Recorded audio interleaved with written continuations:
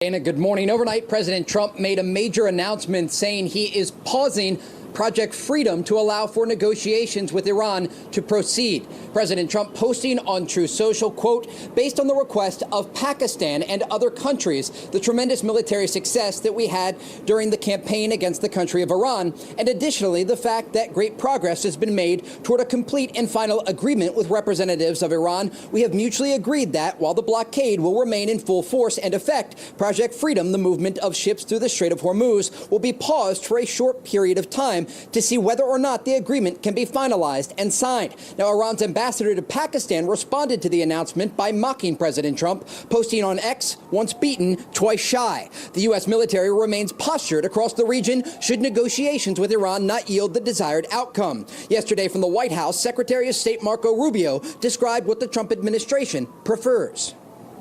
Operation Epic Fury is concluded. We achieved the objectives of that operation. I'm not going to, we're not cheering for an additional situation to occur. We would prefer the path of peace. What the president would prefer is a deal. Reports indicate a one-page memorandum of understanding is close to being reached between the United States and Iran. Axios reports this would include a uranium enrichment moratorium as well as the eventual opening of the Strait of Hormuz. Other presidents should have done this. 47 years they've been toying with these stupid people. That's not the way we play. No, we do it the old-fashioned way. And they should wave. They're very proud. Maybe you won't see a white flag, but essentially that's already what they are. They should wave the white flag of surrender. You heard the president there. They should wave the white flag of surrender. The region now waits to see if they will. A few hours later. And it was better than expected, Maria. We came out at 109,000 for ADP for the month of April. This is the highest number we've seen in 15 months for ADP, well above the estimate. Last month was only 62,000, so this is a strong number. This tees us up, obviously, for the Friday jobs report. A little bit of pullback on the market, as you can see here, as this number crossed. But look, March was a blowout. April, at least for ADP, we've got a strong number here. I think what we saw, and certainly what the Iranians saw with Project Freedom, is one way or the other, the United States is going to have free flow of traffic through the Strait of Hormuz. It can be in an agreement with Iran, or it can be without an agreement with Iran. And I think the fear that the United States' military is going to open the strait whether Iran wants it or not made them realize, if that's true, we've got nothing. We have no remaining leverage. Maybe we should get more reasonable and get back to the table with the United States and see what we can get out of this. We're going to have to give up our nuclear program. We're going to have to stop terrorizing the Middle East. Hey, maybe the 90 million people in Iran can find a way to a better life. Anybody who works at a factory is going to see a huge increase in the demand for their labor as the factories get set up. And it's happening in Trump time. One of the most brilliant things that President Trump did, and he was 100% the guy, I was in the Oval when he said this, is that let's not have expensing for new factory buildings go on forever. Let's have it last for only 4 years. And so right now, if you want to get your full tax benefit, if you're building a new factory to create jobs in anybody's small town, then that factory has to be up and running in 4 years. Otherwise, they don't get the big deduction. And so there's a race, unlike anything we've ever seen, to create jobs in America right now. And since President Trump signed that pledge, 54,000 jobs have been created for construction workers for building factories. 54,000. They're out there working as hard as they can, and then once they get the building up, the bricks and everything, the bricks and mortar, then they have to put in electric, they got to put in plumbing, and so on. And so I think the trades are definitely going to be in very, very high demand. But the very, very skilled higher-end workers that are like the engineers who are designing the things, they'll be in demand as well. But so this is not like a K-shaped recovery. This is something that's going to affect everybody. I just wanted to say hello and let you guys know I had a big show planned. I still have it. But President Trump decided he was going to come out and do not one, but two events. And so I put up a poll, and as I always do, and the poll says that 74% of you haven't seen either of the events. The first one he did was with Melania, and they came out and talked to about Mother's Day. Beautiful ceremony. And then the second one, he came out and talked about the UFC fight. Excuse me. The Mother's Day one lasts about 45 or 50 minutes. So I'm going to show you guys that in a second. But welcome. Welcome to a mega winning day. That's the only way I can describe what has happened over the last 24 hours. Just to let you know, President Trump posted this morning. It says, assuming, that's the big word, assuming Iran agrees to give what it has agreed to, which is perhaps a big assumption, which you'll find out in a second, the already legendary Epic Fury will be at an end, and a highly effective blockade will allow the Hormuz Strait to be open to all, including Iran. If they don't agree, the bombing starts, and it will be, sadly, at a much higher level and intensity than it was before. Thank you for your attention to this matter, President Donald J. Trump. Now, just in case you don't know, they had to go and blow up an Iranian boat. A big tanker tried to sneak its way through. It didn't want to listen to the warnings that said stop or else. Well, they got the or else, and they got disabled.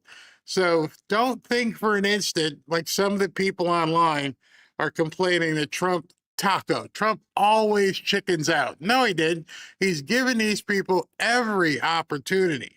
And I think at this point, if the bombs start flying again, nobody can point a finger and say Trump was trying to do this and he was trying to destroy Iran. He gave them every opportunity. As of today, he still gives them every opportunity. I wanted to take a second and show you this. Excuse me, I'm still struggling. As I've been telling you guys about prosperity the entire time we've been doing this and trying to give you indicators, one of the big indicators that you have to look at, and I made a small Twitter video, is that the Democrats have built their entire ideology on quicksand. Because they keep talking about the gas prices and, oh my God, everything's so expensive. Well, or you should know, based upon what I've shown you and what I'm going to show you right now, that is a very tenuous situation. You're going to sink in that quicksand. The prices are going to come down. And when they come down across the board, you're not going to have any platform. And like SV said yesterday, they're just going to go right back to Epstein. And sure enough, they've already begun Epstein again.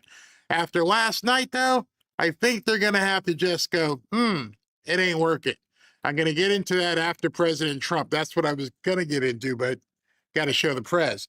So I want to show you this. This is right now at 407. This is the current stock market. We're at 600 points up on the Dow. S&P's up 100. NASDAQ is up 500. Everything is green. And then down below, you can see the line. It says Dow rises 600 points as oil retreats on Iran deal progress and jumps after earnings. So what does that mean? Every time there's a hint of a deal happening, the stock market dries up. Then, just goes up. Then if something doesn't happen, then the stock market goes down. So what does that tell you? What does that tell you as a, and I'm not going to say this defamatory, but as an ordinary person? What does it tell you that when they think it's going to be good, it goes gangbusters, and when they think it's not, they pull back? Every single time. As of right now, the oil price is 95.27. It took a big dump earlier, and now it's just like at level. Gold price is at 4,700. It's up 3% today, and silver is at 78, up 6% today. So what does that tell you? All right, I'm not going to hold the answer from you. What that tells you is underscores what I said about the Democrats have built their ideology and their campaign and their attack against Trump on quicksand.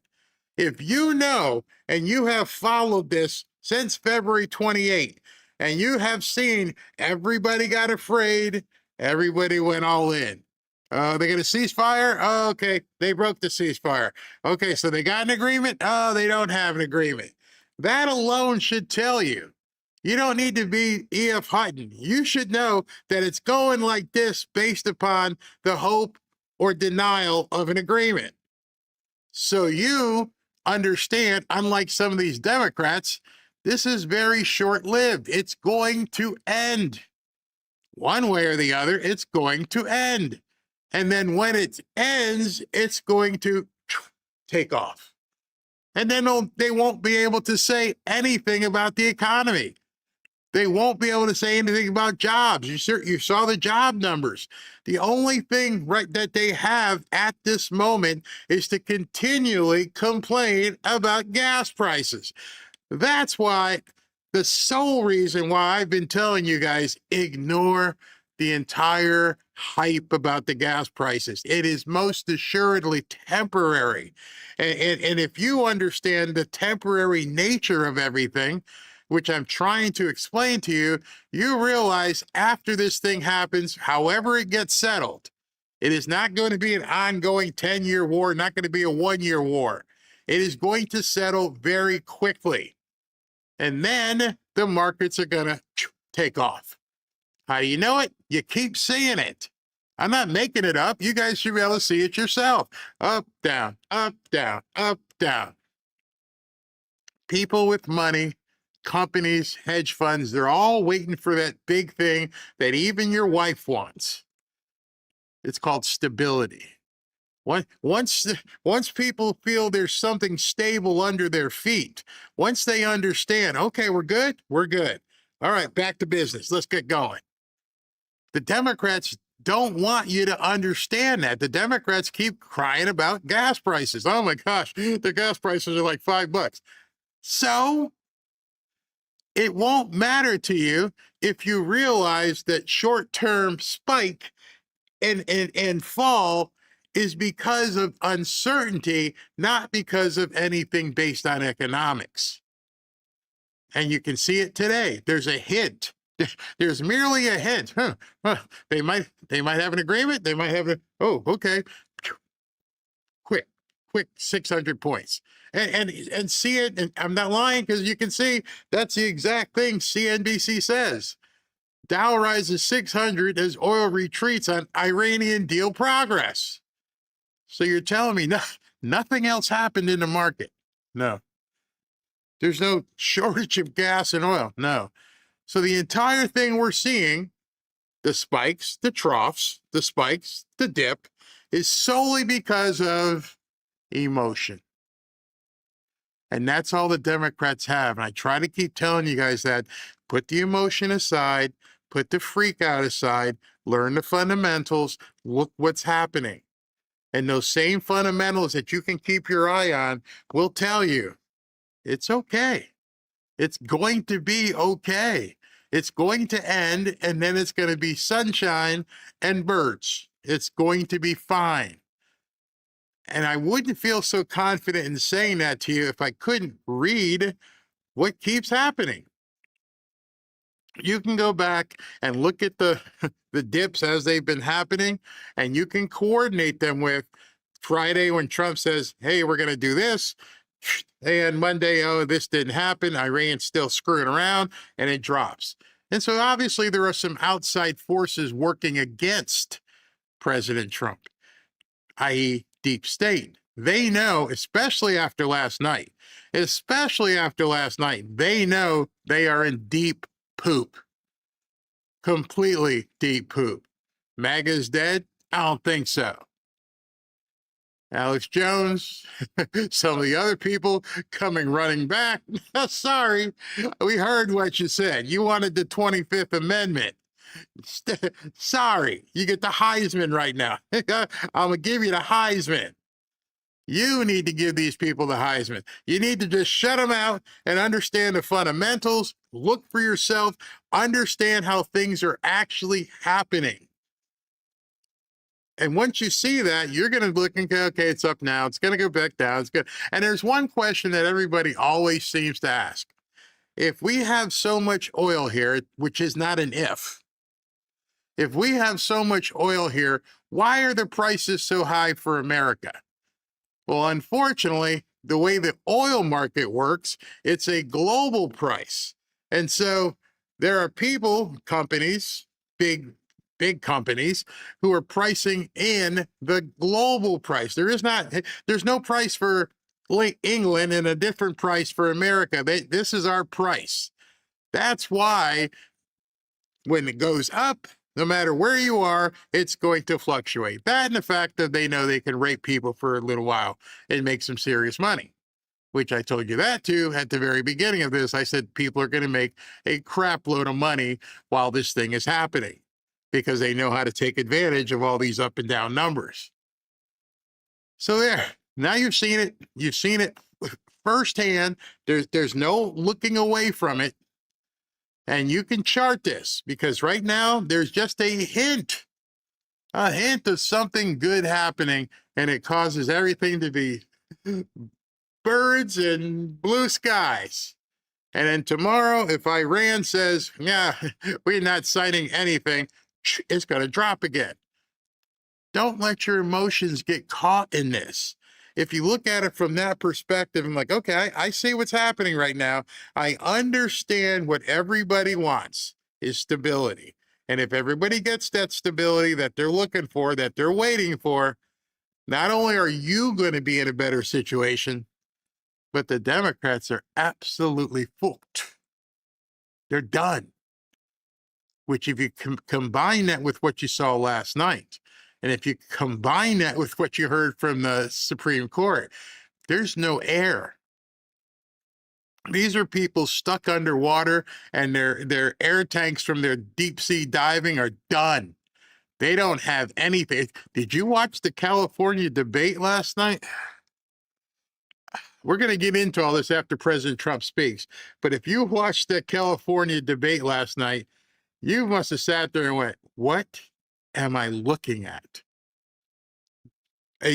What, the second biggest state, or maybe the first biggest, the biggest state between New York, 25, 30, I don't even know how many million people they have. That's who the Democrats put up.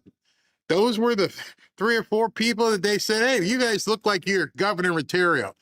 Do you know right now, as we sit here, we have a chance to have a Republican governor of California and a Republican mayor of Los Angeles. It is very possible. It's not out of the realm of possibility. The Democrats are reeling. Don't give them any air. Don't give the panicans any air. I actually saw a certain pollster, which I won't name, who trashed Trump for the last 4 months, show up on a podcaster's show, all kinds of supporting Trump. And I'm like, what, is this a Twilight Zone? Are these people just that flippant with people's minds and think people don't remember what you said? You know, the guy I had on here, well, his buddy was on another podcaster's show today. And I'm like, wait a minute, I got to pinch myself because I think I'm in an alternate reality. They're turning back quickly. After what's happened in just the last week, we are seeing people take that pivot as fast as they possibly can. These fly-by-night supporters, these fly-by-night people who aren't really MAGA, but realize their bread is buttered if they can get back into your good graces. Don't let them. So that's what I'm going to go to Trump's events here right now, and then I can pick up on the other side. SV, you around? You there? What you got? Yeah, I'm here. Hey, thanks, Barry. I can't get that singing out of my head. Turn it around, let's make freedom ring. Oh my gosh. You know what I'm talking about, right? Yeah, the post I put up, and all they do is sing. It was funny. Somebody had a great answer. He's like, when you bring all those old people out, that's what they do in the homes. That's how they keep them focused. They all start singing, looking like Axl Rose and stuff. Ebony, ivory. Oh man, I tell you. And talking about, did you see the boob lady though? Yeah, that's the new Freedom Bell, right? I mean, what is going on with these people? What? You can't show that one, but he's talking about this artist over there in Europe. She's hanging from inside a bell, naked, and she's ringing the bell. Oh my gosh. With She's if protesting. Yeah, I know. if you could I gotta admit, visualize what she was doing. I was actually doing this on my computer, like, okay. I'm sure there were a lot of guys going, "Hey, Huh? can you slow down for a second?" Oh my God, I'm crying. I looked at I that. know, And man. I said, "Can I post this? Do I dare?" Oh my gosh, SV on TV right now. Howard Lutnick on Capitol Hill testifying in Epstein probe. Man, were you right or what? Was I right? I told you, SV's always right. I'm telling you, 100%, man. Oh my gosh. I can't wait to show some of the comedy bits from the gubernatorial. Oh, that's going to be good last night, because Katie Porter, I mean, she's nuts. She's absolutely cray-cray. She's out there actually admitting it. Like, they don't even hide it anymore. She's admitting it, that California's growth is due to illegals coming in and paying taxes and doing the right thing. Yeah. They have pushed all. That's it. They can't even disavow it anymore. It's just who they don't hide it. They don't even care anymore. How are they going to hide it? I mean, it's everything that they need, and at least now I'm seeing more and more people who are making those videos. Some lady, a young woman, probably 24, 25 today, and she said, my car registration in California, same car, was $700. She moved to Florida, it was $45.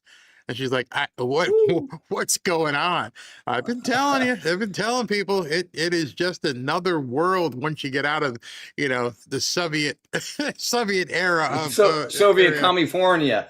Yeah, I mean, Mike Lee was giving him crap. He was telling him how California, it's not Trump. I mean, it's a state that everything's more expensive. I mean, the gas. I mean, at some point, I'm going to love it when the Republicans do win and they get the gas prices back to normal. I mean, it's just going to be the ultimate, dagger in the Democrat playbook. I mean, they should see what happened in Indiana last night as a harbinger of things to come. They should be saying, wait a minute, this is kind of weird. I mean, 5 out of 7 of those RINOs got defeated. I mean, that was a bloodbath politically. I mean, that was crazy. Big time defeated. How about what's his name? Vivek won by 70 points, and I mean, it's just crazy what's going on. And then you get Obama going on television saying he just loves what Mondami is doing. I'm like, good luck with that. That's gonna work. And then he blamed it. He's having a little turmoil in his marriage, and he's blaming it on Trump. Like, yeah, I'm pretty sure I know what's probably a problem in your marriage. Okay, I just say I'm not gonna go there. I'm not gonna go there. I think it's segued to a commercial. Oh yeah, because yeah. Ooh, I can't go there. They get myself in trouble. Anyway, Harry, I love this. People are commenting in the chat. They love our comedy routine. They actually love it. I love it too. This is fun.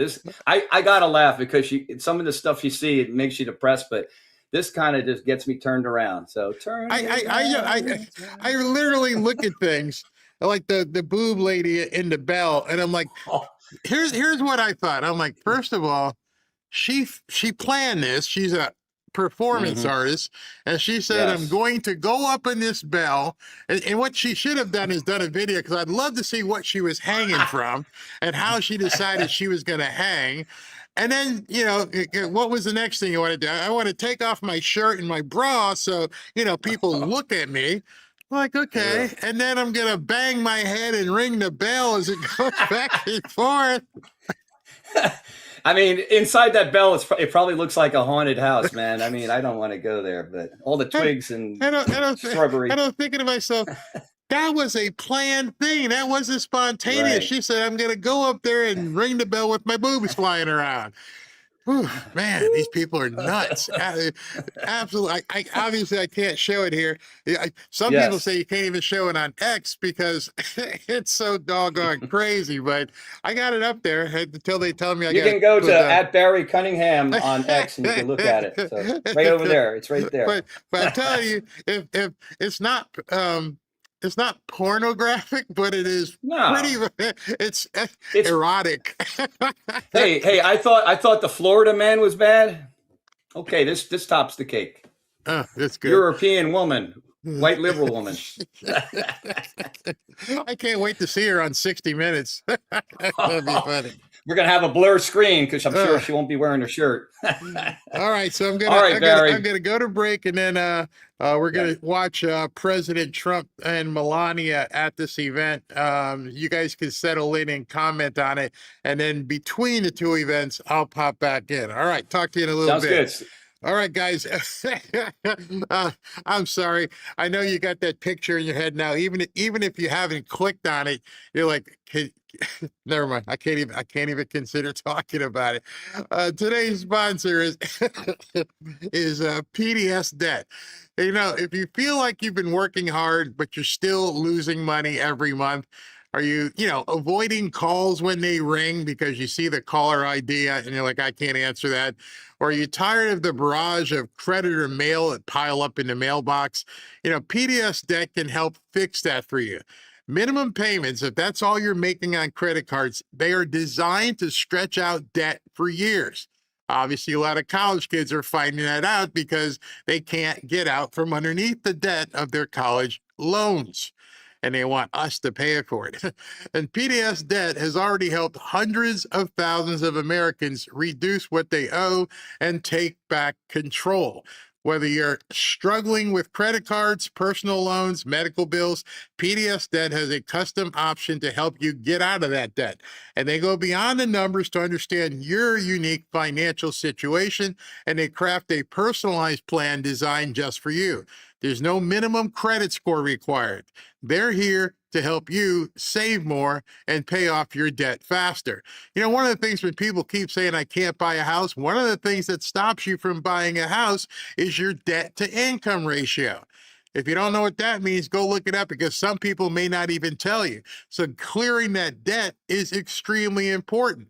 So start putting money back where it belongs, in your pocket. PDS Debt is A+ rated by the Better Business Bureau, and they boast thousands of 5-star reviews on Google, and they hold a 5-star rating on Trustpilot. And that reason why is because PDS has helped hundreds of thousands of people get out of debt.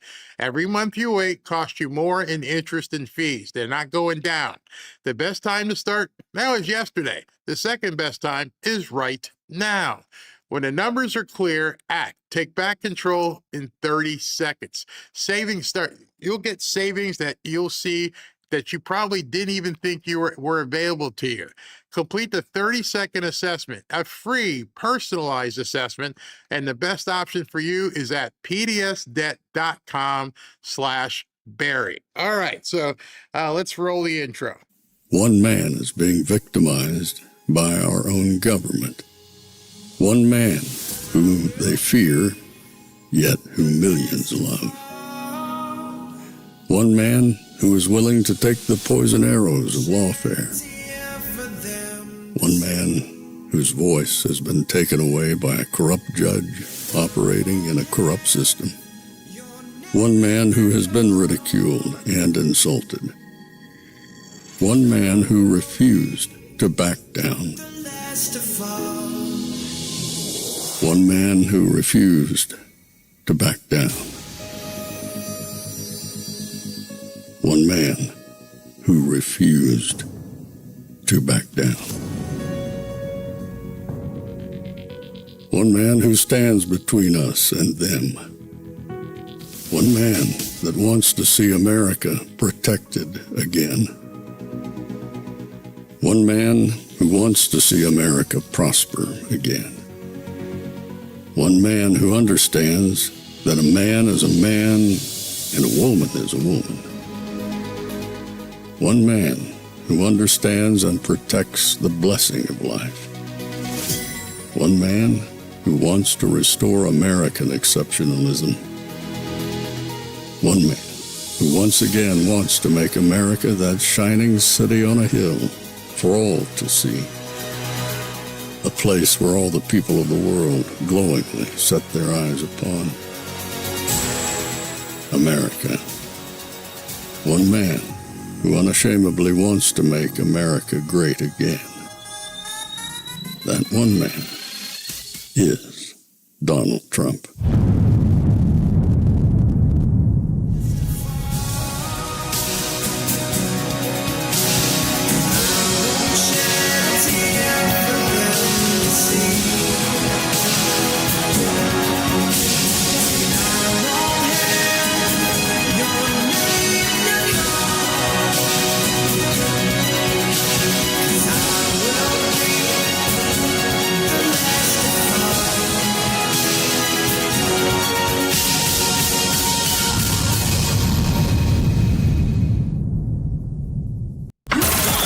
This is Fanfare with Barry Cunningham.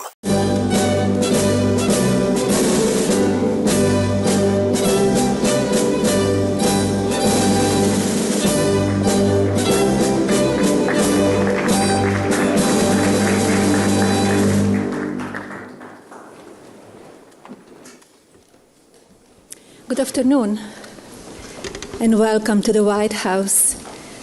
I would like to extend a warm welcome to our Vice President, J.D. Vance, and his wife, Usha. Welcome.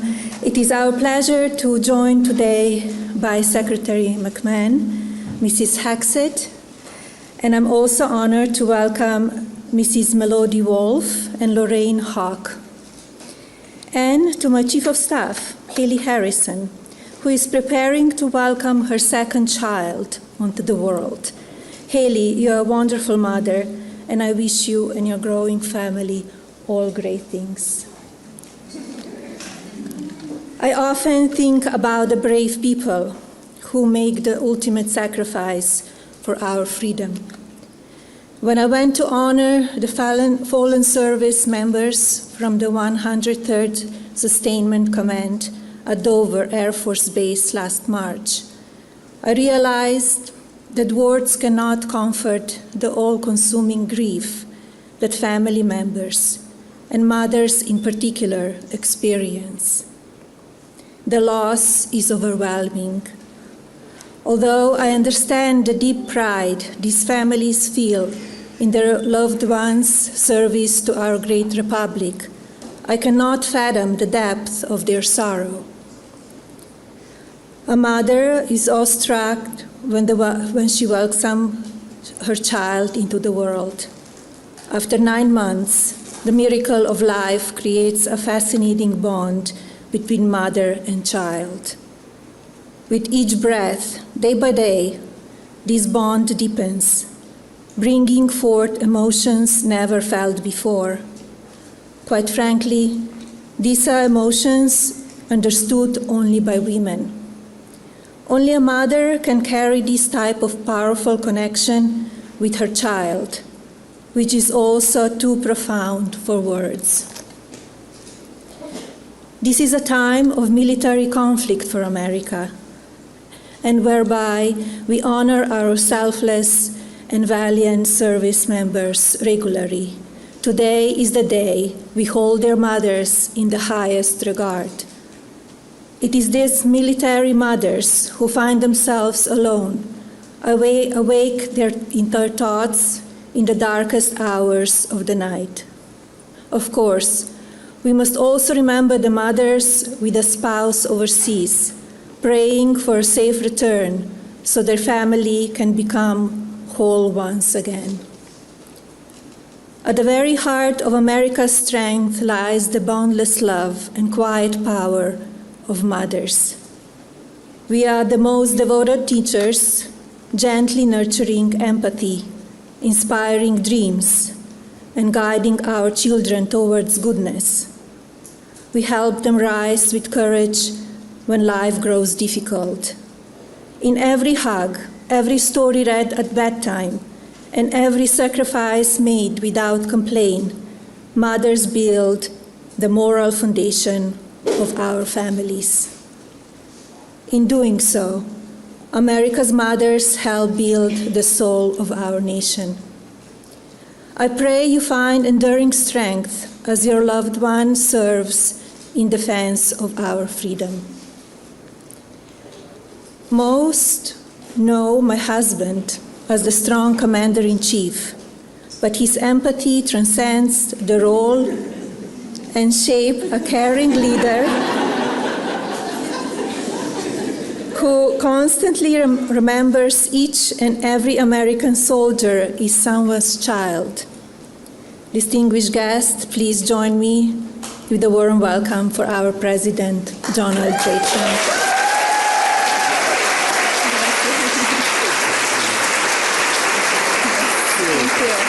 That's good.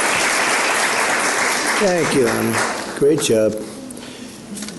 So I want to thank everybody for being here. We have so many things to talk about, but there's nothing more important than military moms that I can tell you, because without you, I don't think it would be in this house. I don't think this house probably ever would have been built a long time ago. So important. I want to start off by saying we're in our great vice presidents right here, and we're in I call it a skirmish, because that's what it is. It's a skirmish. And we're doing unbelievably well, as we did in Venezuela, where it was rapid, over in one day. And we're doing pretty much equally as well, I would say, larger. But we're doing very well in Iran. It's going very smoothly, and we'll see what happens. They want to make a deal. They want to negotiate. And I think that military mothers would want to hear that. Do you agree? I think it's appropriate. Somebody would say, oh, that's not appropriate. I think military mothers want to hear about this stuff. And we have the greatest. And we have the greatest. We have the greatest military that we've ever had. We have the greatest military in the world by far. There's nobody even close. And I think we've displayed that. I built the military in my first term, much of it. It was when I inherited the military, it was like when I inherited the border. The border was a mess, and the military was a mess. A lot of you know that because you were there to witness it, and now we have the strongest military that we've ever had. We're just getting a approval of $1.5 trillion to upgrade our military still further. But when I was spending all that money in my first term, it was a great term, a very unbelievable term. We had the best economic numbers that the country's ever had. Now we're going to blow them away. We're blowing them away right now. But I built the military in my first term with the help of a lot of great admirals, generals, and everybody else. And I didn't know we'd be using it quite so much. But that's okay, and whatever it is, because in the case of Iran, we're not going to let Iran have a nuclear weapon. And we're not going to let that happen, and we won't let that happen. And so we're dealing with people that want to make a deal very much, and we'll see whether or not they can make a deal that's satisfactory to us. We have it very much under control. The blockade is unbelievable. The Navy's been incredible. The job they did, it's like a wall of steel. Nobody goes through. In particular, the Iranians, they're not getting anything through one way or the other, so they're out of business. And we'll see whether or not they are agreeing. And if they don't agree, they'll end up agreeing shortly thereafter. So that's the way it is. And I thought you might want to have a little rundown now. The fake news is all happy because they can hear what we had to say. And I have to say, JD's doing a fantastic job. He's working with us, with him and all of the team, Marco, and we have Steve Witkoff, Jared. We have a whole group, the generals, and General Kane has been fantastic. Pete Hegseth, incredible. We have just a great group of people. CIA, John Redcliffe, he's great. I think Mrs. Redcliffe's even here someplace. And are you here, Mrs. Redcliffe? I think somebody said yes. But we have amazing people. We have an amazing military. And I think it's on display. Sometimes you'd rather not have it be on display, but they're there for a purpose. And the greatest military anywhere in the world. And the world is watching us as we do our thing. And we have the respect of the world, which we didn't have. 2 years ago, we were a laughingstock all over the world. Now we have the hottest country anywhere in the world in every way. So I just want to congratulate you all because you're a big part of it. And I want to thank you, Melania. Amazing the job you've done. She did a little movie. It became the #1 movie. Now, you know, and I can't exaggerate, because if I did, they would be all over. It wasn't #1. It was #2. It was #5. So I have to be very, very careful with it. And then it went streaming. This is a different world. I didn't even know what they were talking about. They said, oh, and it became #1 streaming too. So congratulations. That's an amazing achievement. Huh? And most importantly to her, she's done an incredible job as First Lady. And she's an incredible mom. She has a little boy who's quite tall. He's a little boy to us, but he's quite tall, right? And he's great, Barron, and she takes great care of him. And thank you. Great mom. Today we're honored to welcome to the White House a group of strong and resilient women who represent the best of our country, the amazing military mothers. So important, and we want to thank you all for being here. So many of you I know or recognize, and I want to thank you very much, because there's nothing like the White House, right? Is it the coolest? And by the way, right behind me, see that? You call it a window or a drape. I call it a knockout panel. Because behind that, in fact, if you want to see it, I think we could work it out, but behind that window is a end drape. In fact, the drapes are so nice, I think I'm going to leave them. How am I going to get a nicer something than that? But that's the entrance to the new ballroom that's being built, which everybody likes, especially since last Saturday evening. They like it even more, because it'll have a thing called security. It'll be nice. But right back there is where we're building. So if you hear any pounding noises, the pile drivers are out. It's already up to the first floor, but we're a little bit ahead of schedule, right on budget. But it's going to be something great. It'll be one of the most beautiful buildings of its kind anywhere in the world. And you know, for 150 years, presidents have wanted a room. This is the ballroom right here. And it's too small. We had the king and queen of a lovely country, United Kingdom, and we would have had at least 1,000. Everybody wanted to be here, and we had 112 people. Because this is a lovely room, but it's not big enough. It's got one, and it's been that way for many, many years, so every president's been calling. But I was in a position, being a builder and having built many ballrooms and many other things. I'm good at ballrooms, and we're giving you I believe it's the best. It will be the best ever built, and it will have windows that are thicker than any ballroom I've ever built. I usually have glass that's about 1/4 inch thick. This is about 6 inches thick. This can repel a lot of different weapons, but it's going to be incredible. It's going to be, aside from being secure, it's going to be I think it's going to be the most beautiful ballroom ever built, and it's something that the White House has needed, the presidents have needed, and it's an honor to be involved. And it really has become very popular. When people see the design, they really like it, and it's been great. Gotten some great reviews. Also, with us is Secretary of Education Linda McMahon, my friend, who's done such a fantastic job wherever you are, Linda. Oh, hi, Linda. She's great. What a job. Along with Jennifer Hegseth. Jennifer? Hi, Jennifer. He's doing some job, I'll tell you. He's doing a job. You know, he stood up. He was the only one. He was standing up in the ballroom the other day in the event, the White House, they call it the White House dinner.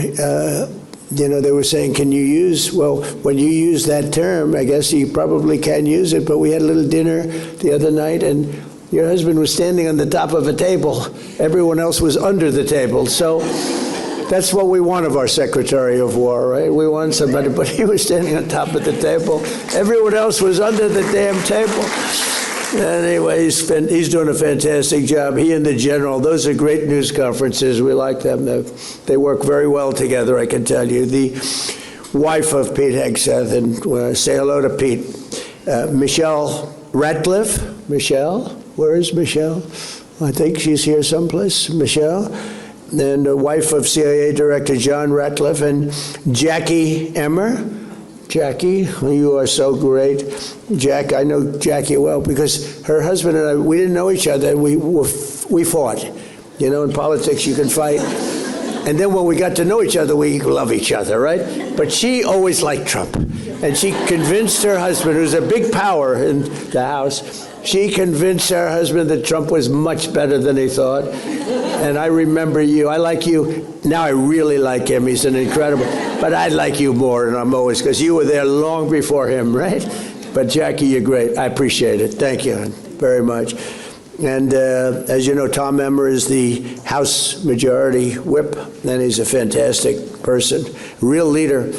Comes from an interesting place, a place that's under investigation by our great Vice President. They're finding a lot. And Tom Emmer was one of the biggest complainers about what was going on in Minnesota and lots of other places.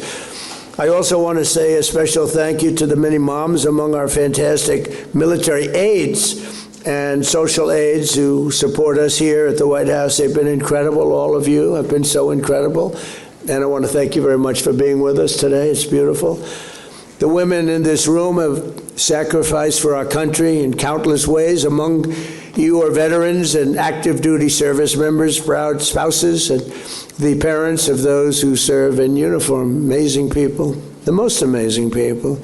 Many of you have missed cherished moments, and you really have. You've spent so much time taking care of the ones you love. You've missed holidays, birthday parties, graduations, or even a child's first words. Others have moved more times than anybody can even count. And I don't know if you love doing it or not, but you get very good at it. You have the way, you know the way to do it. But you do it all because you love America, you love our country. And this week, as we prepare to celebrate Mother's Day, we take this opportunity on behalf of all of us to say thank you very much for the incredible job. You do it with love, so it's not, I don't think, there's no such thing as a job if you love it, but we'll call it a job nevertheless. The job you do is incredible, and everybody respects you so much. You have no idea. So I just want to thank you all, and thank you all for being here. Joining us is someone who knows the incredible sacrifice of service, Brittany Stevenson from Camp Lejeune. That's a hell of a camp. That's beyond a camp. The word camp, I don't know. It doesn't look like a camp to me. Her parents were both Marines, and in 1983, her dad survived the Marine barracks bombing in Beirut. We'll talk about that even to this day. That was something. Brittany loved the Marines so much that she married a Marine herself, and the love of her life. Taylor, over 15 years, her family has moved 10 different homes, and been assigned to 6 duty stations from all over the world. And now her daughter, Ava, is part of the Marine Corps Junior ROTC program and wants to become a Marine as well. So, Brittany, your family is a definition of Semper Fi and always faithful. And I want to thank you. Where are you? Where are you? Please stand up. Would you like to come up and say, come here, Brittany. Come here. Come on.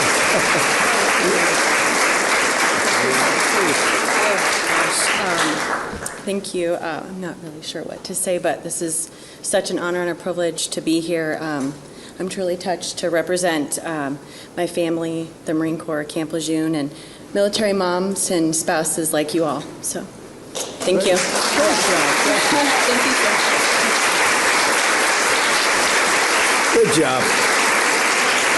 She had no idea she was going to be doing that, but I looked at her. I said, she looks so great. I'm going to get her up here, right? That was beautiful. Thank you very much. As Melania mentioned, we're also honored to be joined by a military mother who sacrificed far more than most. That's Melody Wolf. And, I love the name Melody because for a long time, they have spell correct and word correct on these crazy machines that we use to put out truths, or they used to be called tweets. And every time I wrote Melania, it would correct to Melody. So I do things, and I work very fast, very fast. Blah, blah, blah, blah, and I talk about it, and I say, and Melania is fantastic, and Happy Mother's Day, Melania, our great First Lady Melania, but it would spell correct and word correct to Melody. And sometimes I wouldn't proofread it, and I'd say, and I would get just absolute decimated. These people would decimate. They said he didn't know the name of his wife. He keeps calling her. And I said, what the hell is wrong with this machine? I didn't know about that little feature, but I got that corrected eventually. You know who corrected? The military. I said, come here, you got to correct this. You're killing me. I took more abuse. She's been called Melody a lot. Anyway, I had to explain it to you this way. I stood up here to explain it to you. I apologize. Last year, Melody's 24-year-old son, Andrew Wolf, of West Virginia National Guard, was on patrol in Washington, D.C., helping to restore law and order to our capital city. And I spoke to her. This woman is amazing. Along with her comrade specialist, Sarah Backstrom, who is just was a fantastic person. He was ambushed by a terrorist and shot in the head. A violent, horrible person did this. Nobody thought Andrew was going to make it, but Melody told me, and I called her that evening in the hospital. Sir, I have no doubt the doctor said he won't be making it. And as you know, Sarah passed away also from a shot to the head by these people, these horrible, horrible people. But Melody was the one person. In fact, Melody's husband, who's great, he didn't feel the same way. But she said, I have no doubt, sir. I'm telling you, he's going to be fine. Don't worry about it. He's going to be fine. I never saw anything. It was really pretty amazing.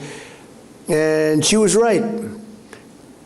A week went by, another week went by, I'd call, I'd say, how's he doing? Sir, he's doing really well. And the doctors would say, I think he maybe will make it. And she turned out to be right. It was sort of a miracle, actually. And I've never seen, you know, they talk about the power of positive thinking. I've never seen anything like this one. You wouldn't believe it. He had no chance. I'm telling you, and she willed it. And now it's really something very special that I hear he's just doing fantastic. It was a Bible verse from the book of Isaiah. Do not fear, for I am with you. With God's help, Andrew has made a really incredible recovery. It's hard to believe.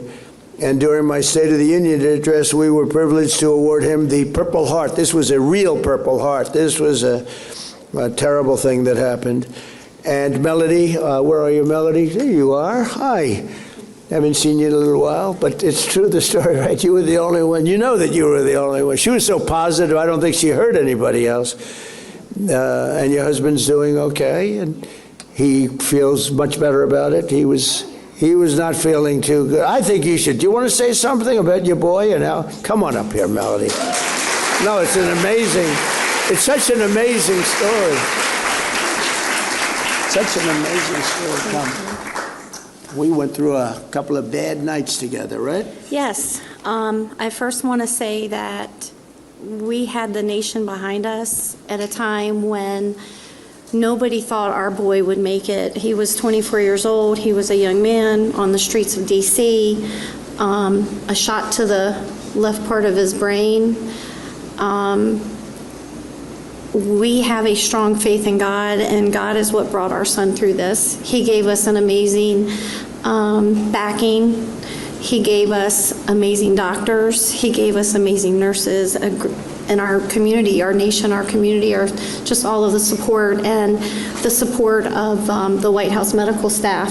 Anything that our son needed was met. We are just truly thankful. And we're a little over 5 months. He came home from the hospital April 2nd. And he is now enjoying being home. He's getting back into playing golf. He loves cornhole, as you know, yes. He loves doing so many activities, and so we're truly blessed that we're able to get him into some outpatient care closer to home. We do have another surgery coming up in September, and just recovery is my understanding that will happen for quite some time, but I have no doubt that he will be 100% back to Andrew within a few years, independent, driving, being a young bachelor again. So thank you so much.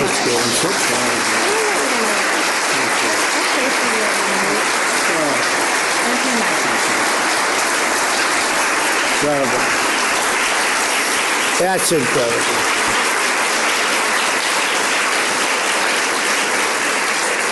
That's incredible. Nobody really can understand it, but I was with the general, who was fantastic, right? And he said, not much of a chance, maybe no chance. I mean, I hate to say it even, but no chance. They all said the same thing. And she said, no, God is with him. I'm telling you, President, God is with him. He's going to be okay. And I get reports that he's amazing. Right? So congratulations. Thank you very much. You taught us all something. Appreciate it. Also joining us is an outstanding active duty Air Force mom, Lieutenant Colonel Amanda Colazzo. She's an MQ-9 Reaper drone pilot. Whoa, that's pretty good.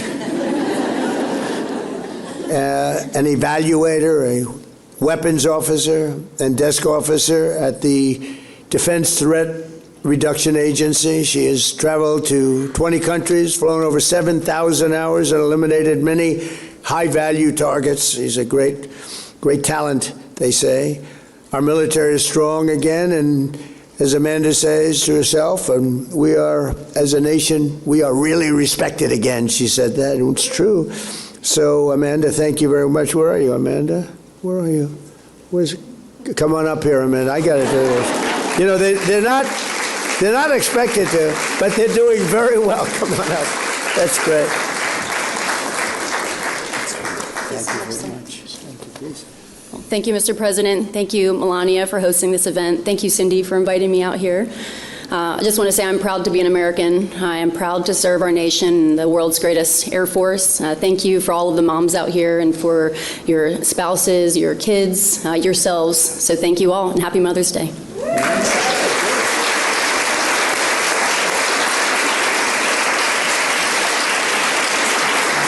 She's very sharp, isn't she? She'll be running for office someday. Great. Thank you very much. Appreciate it. As Commander-in-Chief, I will always support our great service members and their families. We've invested a record-setting trillion, and now it's up to $1.5 trillion, and all built in the USA, by the way, all right? So it's a lot of jobs, too, you know? Some people said I did it for that. Actually, I didn't. I did it for the military, but it's a byproduct. We have tremendous numbers of very talented people building all of the things that we do, and we make the best equipment anywhere in the world by far. They're all ordering it for us. In fact, I've given a special edict that the defense companies who have the best equipment, they're not making it fast enough, and now they're all building plants all over the place. I said, you're not allowed to buy back stock anymore. I told some of these people that are making millions and millions of dollars, you got to reduce your salary. I'm going to reduce your salary. You're going to put it into weapons. And it's been incredible, the spirit we have.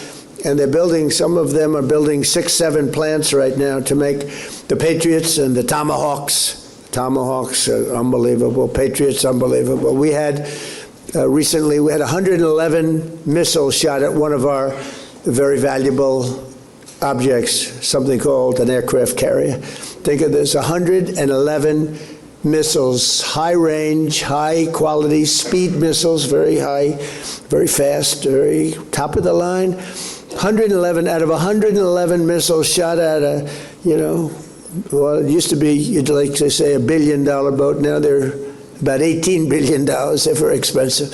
But 111 coming at them at 3,500 miles an hour. All 111 were shot down and didn't even get close to the ship. And they're all laying at the bottom of the ocean along with the Iranian Navy. They're all laying very nicely under the water. But think of that, 5 years ago, a thing like that would have been impossible. 10 years ago, it's not even thinkable. Ronald Reagan actually thought of the concept. They called it Star Wars, but it wasn't a concept that anybody thought would ever work. But, you know, you have these things coming at you, and we have the Patriots. The Patriots are the best of them. And we have other things also, but it's when you think you hit 100% of the missiles coming at us, it's not like, oh, let's let a couple get through. It's not that bad. One gets through, it's problems. So we can do things today, and no other country has anything like that. They don't have anything with the power, with the strength, and with the, you know, it's accuracy, really. It's accuracy. Got to hit. It's like hitting a needle in a haystack, they were saying. And yet they do it every time. It's pretty amazing. And we have the most talented people operating that equipment. For that, you have to be high IQ. And you have to have no choke, because you have about 12 seconds to make a decision and take the aim. And you have to be very good mathematically. You have to know what you're doing. You have to be very smart. You have to see the education, the schools. They go to the best schools in the world. Some of them come out of... I know I called up a couple. I said, where did you go to school? I went to MIT. Oh, good, that's good. So it's, you know, it's a very different, frankly, it's a very different military in many ways. But we have invested a record-setting amount of dollars, and the U.S. Armed Forces is now stronger than it's ever been, and we're getting stronger, and it's so important. Every branch is setting records in recruitment, and I'm very proud of the Space Force, because that was a branch that a new one that came up, and we were losing to Russia and to China in space, and we had it as part of the Air Force, but it wasn't really thought of, you know, once it's part of something. And we put a great general in charge, and the Space Force is now leading the other countries, China, Russia, and there is no fourth, really, and leading them by, we saw numbers the other day, we're leading in space by so much, it's we're never going to be caught. So I'm very proud of Space Force. First time that's taken place, a new force. The last one was the Air Force, and that was 78 years ago, so this is brand new, and we're very proud of it. It's turned out to be, I think it's going to be one of our most important as time goes by. A lot of the things that you see, a lot of the accuracy of the weapons is caused because of what we created with Space Force, so we're very proud of that. But every branch is setting records in recruitment. When last year, if you remember, before I came to office, actually after the election, it started picking up rapidly, to be honest with you. November 5th, we had a little election. We did quite well. We won every swing state. We won the popular vote. We won everything. We won 87% of the counties. We won it all. But I will tell you, right after that election, it started. But before that, we had the worst recruiting in the history of our country. People didn't want to be in the armed services. They didn't want to be police. They didn't want to be firemen. They didn't want to be anything with a uniform representing our country. And it was the lowest number we've ever had. And I can say very confidently that at this moment we have the highest recruitment, the most successful recruitment for the military, Army, Navy, the Navy, Air Force, Marines, Coast Guard, Space Force, all of it. We have the highest recruitment, the best recruitment that we've ever had. We have lines of people wanting to get in. We're taking people based on their fitness and their quality. We're taking, you wouldn't believe what the difference it is. And Washington, D.C. is an example, and that's why it's so sad when Melody comes up and talks about that one event, because, you know, the numbers in Washington, D.C. Are so incredible. The numbers have gone down from we had a place that was so unsafe, our great capital, and now it's considered one of the safest cities anywhere in the United States. We went to Memphis, and Memphis was a killing field practically, and now it's down. The numbers are down. Crime 80%. In New Orleans, Louisiana, the governor called up, Jeff Landry, said, "Sir, we have the Mardi Gras coming up, and we have a lot of crime in the city. Can you do something?" And we put our people there, mostly National Guard, but whatever's necessary. And we have crime was down 79% after 2.5, 3 months. And by the way, if they had the brains in Chicago, they'd ask us to go there. We'll solve the problem for them very quickly. We'd go to San Francisco very quickly. San Francisco would be so easy for us. We'd go to New York and help them out. We'd love to help them out. And we'd get crime numbers down 70%, 80%, 90% in a matter of months. So we took it in D.C. was really bad. I don't want to go into the numbers in terms of using the word murder, but it was really bad. And it's gone from that to being, we're down 92%. And actually, I'm trying to figure out, the 8%, who they are. One of the things we did, and some people like it, but the numbers speak for themselves. If you really get down, you see drug traffic coming into our country is way down. And by sea, by ocean, by the water, a lot of people say, what do you mean by sea? Is it sea, like vision? No, it's sea, S-E-A. But it's down 97%. Think of it, 97%. For years, they'd grab a boat and they'd bring him in and they'd see a judge and they'd let him out, and the next day he's back in his country, bringing more drugs in. Nothing worked. We're down nothing. Get worse, worse, worse. Down 97%.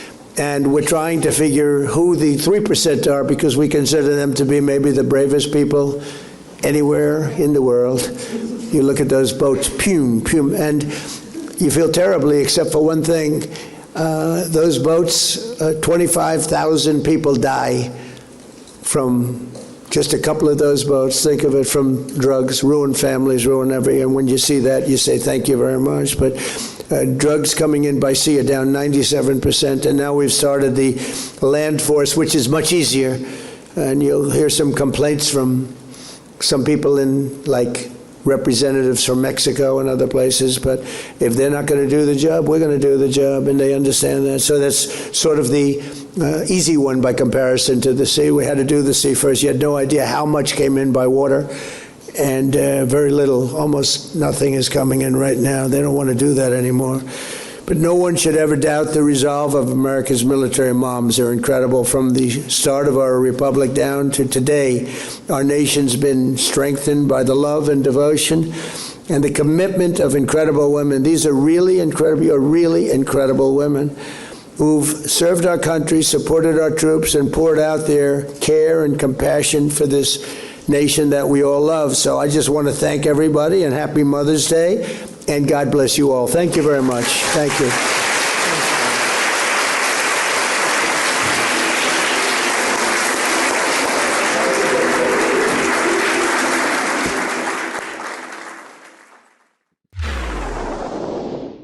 All right, so just to let you know, he's not done. After that, he goes into the Oval Office, which I will show you. It has another press event with some UFC fighters. So it's absolutely crazy. Let me check in with SV, see if there's anything that popped up since we've been watching President Trump. You got anything new come up? Any more? Nothing on the Trump. Nothing. Any more bell knocking? Ding, ding. There's always going to be a lot of bell knocking from the lib nuts, especially that one that I just sent packing. Did you read some of the stuff that she was writing in there? I mean, no, I just saw that you bounced somebody else. I'm like, oh boy, here we go again. Yeah, I'm not even going to bother even going over it. Just so people know, in order for trolls to troll, you have to wait 20, because they're not normal people here, so they have to like the page or subscribe or whatever. Then they have to wait 20 minutes, and then they get to say something. So can you imagine the operation that some of these people have? It's like, hey, did you like the page? Yeah, okay, so 20 minutes, set the alarm, we can go after them. And you get like one or two posts, and then you're gone. And zap. Yeah, they don't last very long in there. No, it's crazy. Absolutely crazy. Yeah. So I love Kennedy. He comes up with the greatest line. So he just said this. He says, maybe Obama and Stephen Colbert should get a motel room. And if they want to do a threesome, they could invite Mondami over, because he was fawning all over it. Oh, I meant to tell you, I didn't grab it, but have you seen the woman who took a selfie with Mondami's wife? Has anybody seen that? No, I have not. All right. I have not seen so, it. Okay. this woman, real pretty woman, goes and she's someplace in a restaurant or a deli, and she asked Mondami's wife for a selfie. And Mondami's wife, sure. And she's clicking her selfie, and she goes, by the way, I'm Miss Israel from the, Miss Universe contest. Oh no! And her face, troll. Oh my God, her face. The blood just drained out, huh? Yeah. She goes, yeah, hi. Oh. I'm Lisa. I'm Miss Israel. And I was like, oh my gosh. And you can literally see her face contort like you've been had. And she like just ran away, and so not all heroes wear capes, Barry. Oh my gosh. I was like, are you that triggered that you don't even want to take a picture with somebody? Wow. Unbelievable. That's how that's bad commies they are. for you.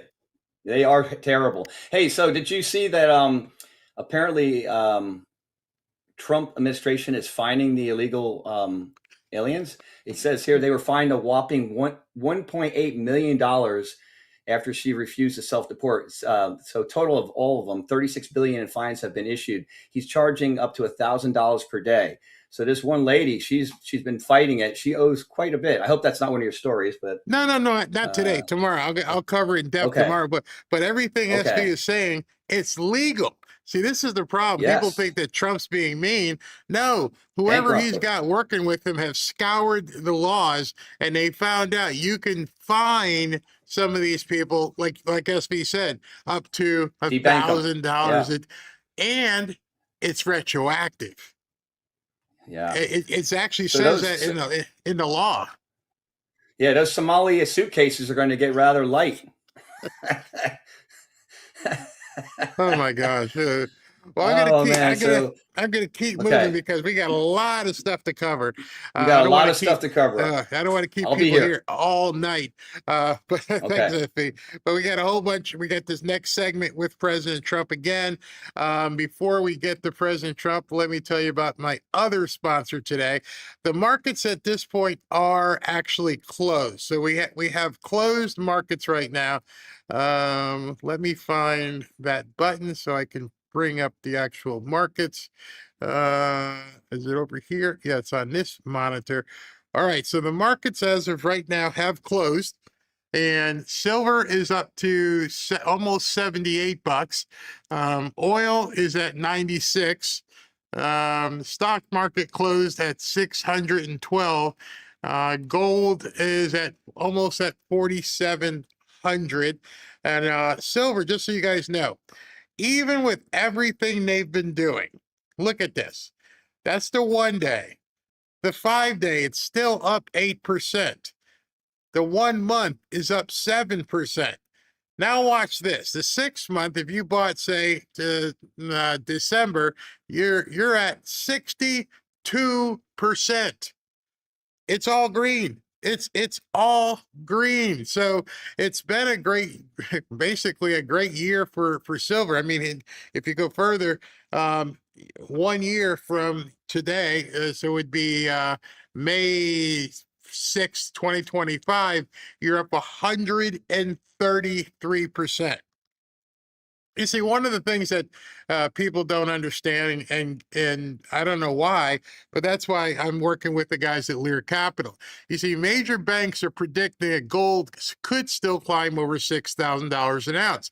Understandably, that may be out of the reach for some people, but silver could be skyrocketing to 200, 250 or more. The news is finally catching up to what I've known for years and what I've been telling you guys. The value of the dollar is under assault, and the demand for gold and silver continues to explode. But who you trust matters just as much as what you buy. That's why I personally trust Lear Capital. Kevin Demerit will be on the show tomorrow. He'll be on at 3 o'clock. So if you want to get some questions for Kevin, make sure you put those together.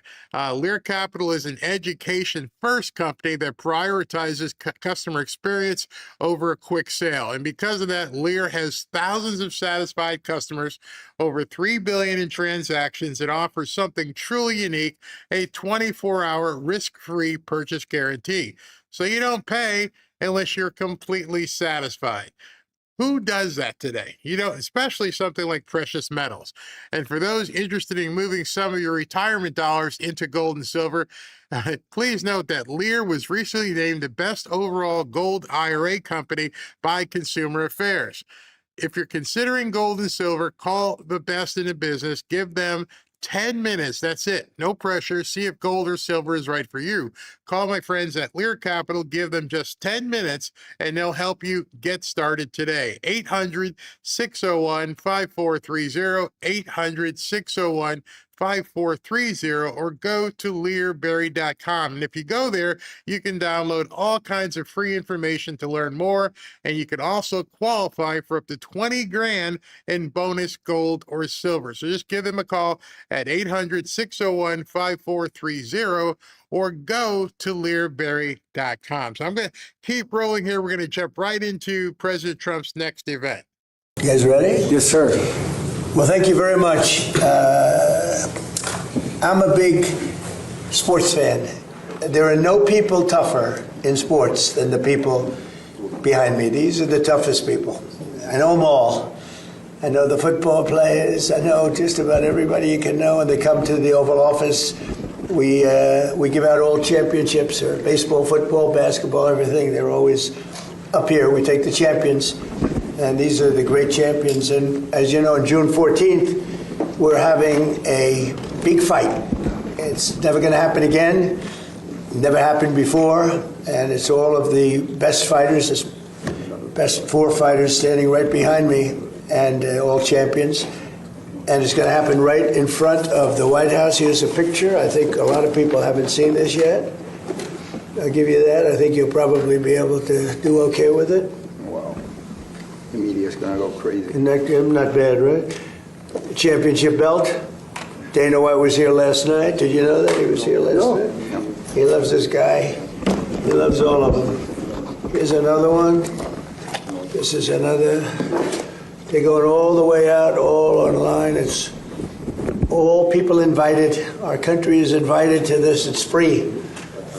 And you know, in the park right across the street, they're going to have, I guess, anywhere from 75 to 100,000 people, free. They're going to set up 8 big screens, and they're going to have the fight. And then out here, we're going to have 4,000 seats right in front of the front door of the White House.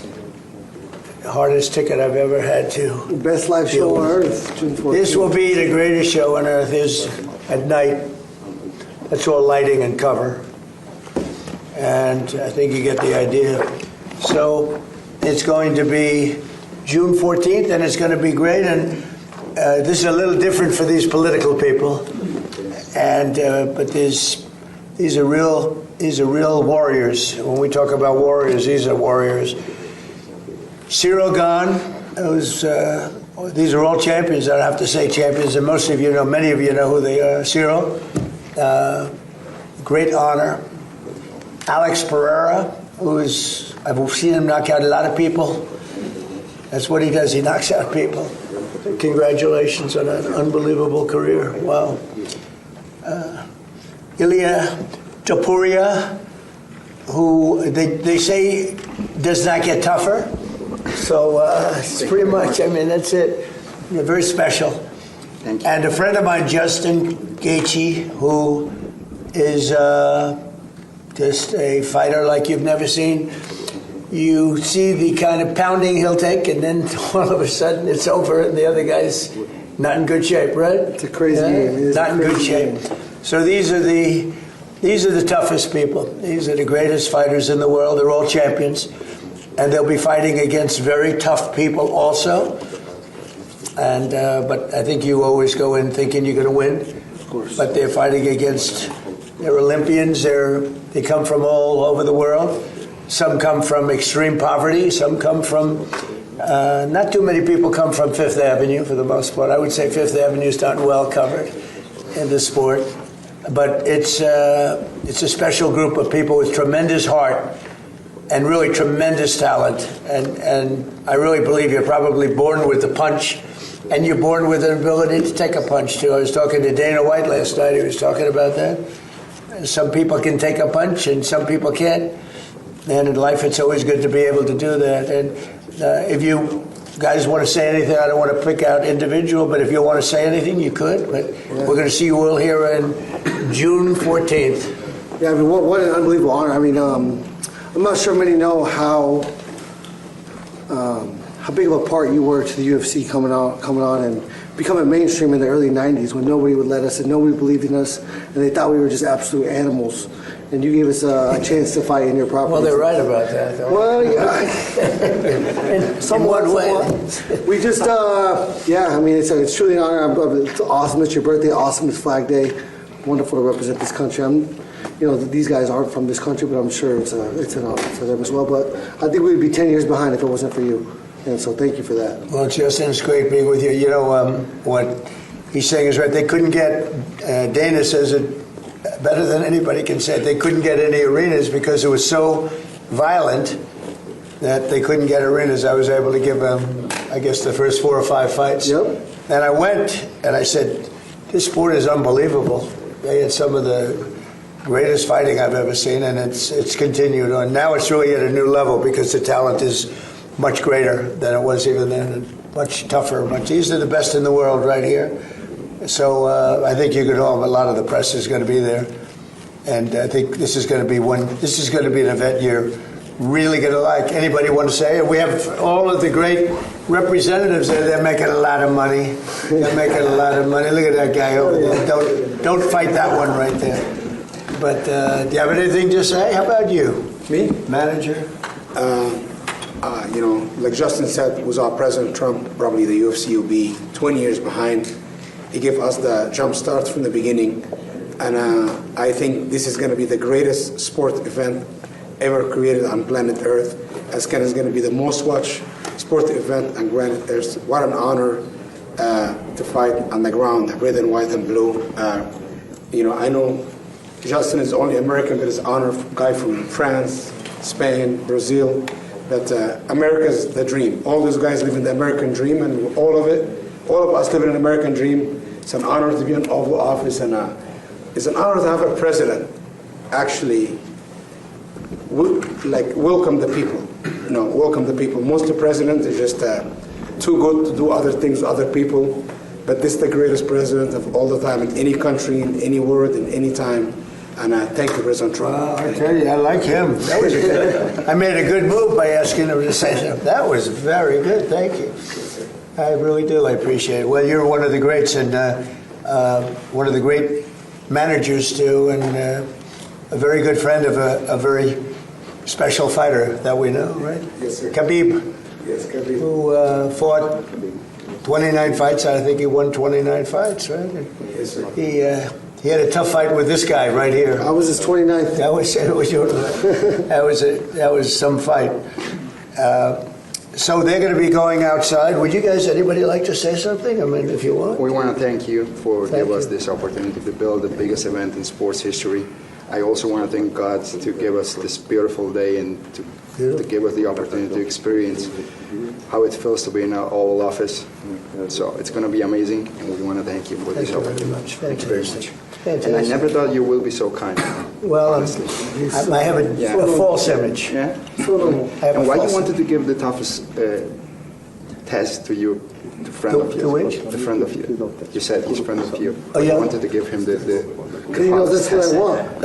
I do want to give. I want to give the hardest test. Is right. We're going to give the hardest test, and actually, each one of you are fighting your hardest test. I think, right? Yeah. How do you think you know your opponent very well? Very tough. I know him. How do you Very think? tough opponent. Do you feel good? Very good. What are your chances of winning? Me? Yeah. I have complete faith. 100%, right? 100%. That's why you're here. Yeah, and they believe that too.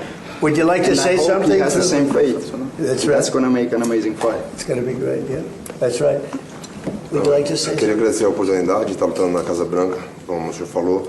Um evento único onde todos queriam estar lutando e a gente está fazendo parte desse feito tão especial. I would like to thank the opportunity to be fighting on the White House. We know it's a special event that everybody would like to be present to make me feel special. Thank you. Thank you very much. One of the greatest punches in the history of the business. I just shook his hand. He has a large hand. That's a powerful hand. It's they're very unusual people, born with great talent, and then they hone the talent. I'll save you for last, okay? Because He loves his country so much, but I'll save you for last. Yes, sir. Please, would you like to say something? Yeah, I just want to say thank you. It's an honor. I'm really proud. It's going to be really special one time in your life. So I just want to say thank you. Thank you very much. It's an honor to have you here. It's an honor, yeah. And we'll all be there watching, and you guys are something special, so we're going to all be there watching. Thank you. I don't know how the hell you do it, but they wouldn't have it any other way. They love the sport. They really love the sport. They come out of a ring or the most incredible fight you've ever seen, and they say, this is the greatest sport. I could do it. I'd rather sink a 3-footer personally, but there's no better thing to watch than this. And Justin is known as just one of the truly, obviously talented and everything else, but he's got more heart, and he just has an ability. They call it a motor. He's got a motor that doesn't stop, and it all starts right up here. Yep, here and here. And I mean, I learned that going up to small town Stafford, Arizona, copper, cattle, and cotton. That's what we do down there. 3 generations in the copper mine. So, yeah, like you said, none of us come from opportunity or wealth. And this is one of the truest merit-based systems in the world, this sport right here. Everybody has an opportunity, and we all get a chance, and we will get a chance. And so, of course, my faith is as strong as his. And I've committed my whole life to this. And so to have a president that's willing to go against an upstream and against the norms is truly special. It's why you got my vote, and it's why we're such a great nation right now compared to where we were. Well, we all love you. He's got a tremendous fan base. Each one of these people, in the sporting world, really, because I think most of the sporting world is watching the UFC, but Dana White was here last night. We were talking about it. He said they've never had anything like what's happening. The problem was everybody wanted to fight. We had so many guys. They all say, we want to fight at the White House. Well, they all said we don't want to because of the optics, and then they cried when they didn't get on it. So. That's right. Yeah, now they're crying. Now they're crying. But it's true. But anyway, so they're going to go outside. They're going to have some pictures taken on the balcony, the Truman balcony. I think they're going up to Truman. And there's a beautiful balcony on the White House. And do you have any questions? Only for the fighters now, I think. They want to ask about Iran and a couple of other things. I could try on Iran. Go ahead. I'll bridge this. Here, I guess you're facing. Well, try. Fighting also. Wait, this will work. You're facing an opponent right now in Iran that has refused to submit. You seem optimistic now as you may be closer to a deal. What's different about this moment now than in other moments where a deal has seemed close? Well, why do you say they refused to submit? You don't know that. You don't know what's going on behind you. U.S. ships a few days ago. Yeah, I know. A few days ago is a long time ago. In the world of war, a few days ago. No, they want to make a deal badly. And we'll see if we get there. If we get there, they can't have nuclear weapons. It's very simple. But what's not to submit? So they had a Navy with 159 ships, and now every ship is blown to pieces and lying at the bottom of the water. They had an Air Force, lots of planes, and they don't have any planes. They don't have any anti-aircraft. They don't have any radar left. Their missiles are mostly decimated. They have some. They have probably 18, 19%, but not a lot by comparison to what they had. And their leaders are all dead.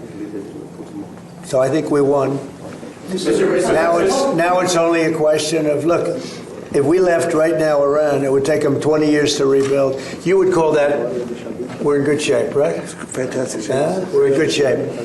And now we're doing well. Now we have to get what we have to get. If we don't do that, we'll have to go a big step further. But with that being said, they want to make a deal. We've had very good talks over the last 24 hours. And it's very possible that we'll make a deal. Yeah, please. Thank you, Mr. President. It's good to see you. What are the status of these talks? They're very good. Can you just give some insight as to where we've had talks, and we've had some good talks before, as you know. Right. And all of a sudden, the next day, they're like, they forgot what happened. They're proud, like these guys are proud. Nobody more proud than these guys. Sometimes they fight on pride because, they're injured, they're hurt. No matter how great you are, you get hit by somebody else that looks like them. It's very tough, but they have great pride. These people have great pride. The others do too. Enemies have great pride. We went into Venezuela.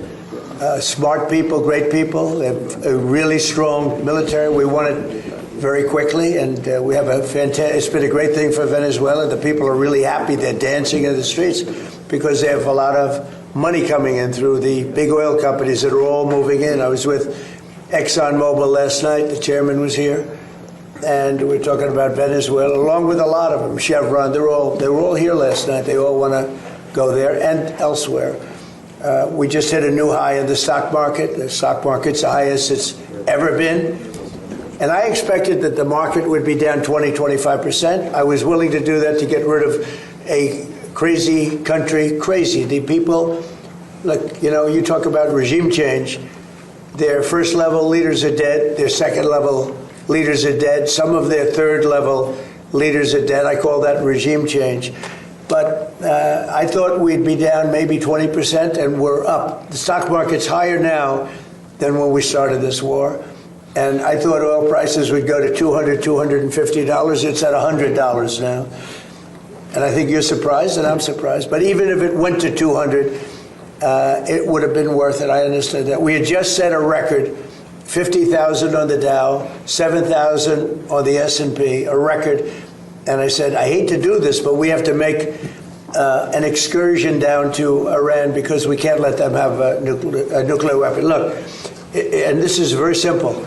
Iran cannot have a nuclear weapon because as tough as they are, we want to keep them alive. We want to keep all of you alive. Iran cannot have a nuclear weapon, and they won't. And they've agreed to that, among other things. Yeah. Mr. President, you've had some recent back and forth with Pope Leo.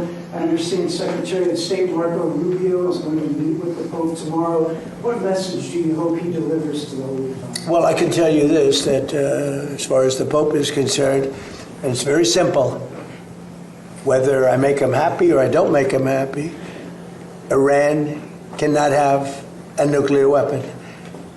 And he seemed to be saying that they can. And I say they cannot. Because if that happened, the entire world would be hostage, and we're not going to let that happen. That's my only message. Okay? So they're going to go out now, and they're going to have some great pictures taken, and we'll see you guys on June 14th. But I know in your case, we're going to see a lot more. We'll see you probably tomorrow. Of all the events on the South Lawn, why this event? I think it's going to be the biggest event we've ever had at the White House. I mean, the White House doesn't really do athletic events for the most part. And these are all the greatest champions in the world. They're the greatest fighters in the world. You can tell by looking at them. These are the greatest fighters in the world. How do you think if you went into heavy training? Do you think you'd be okay? I think those days are behind me. It'd be a little tough. Have a good time, everybody. Thank you. So those were the two events that President Trump held at the White House today. One was the Mother's Day with Melania and some of the mothers of fallen soldiers. And then this event with UFC fighters. Of course, the media doesn't want to talk about anything but Iran. And they continue their narrative and they blah, blah, blah, blah, blah. Well, the Iranians said this. Well, you can take what the Iranians said and piss off, I guess, in terms of regard. SB says, I think he said President Trump posted something, or who posted something. Not sure. Hold on, let me check. Who posted this? The White House posted it. And it's so little I can't even see what the heck it is. I'll have to take a look at that in a while. I'll be right back.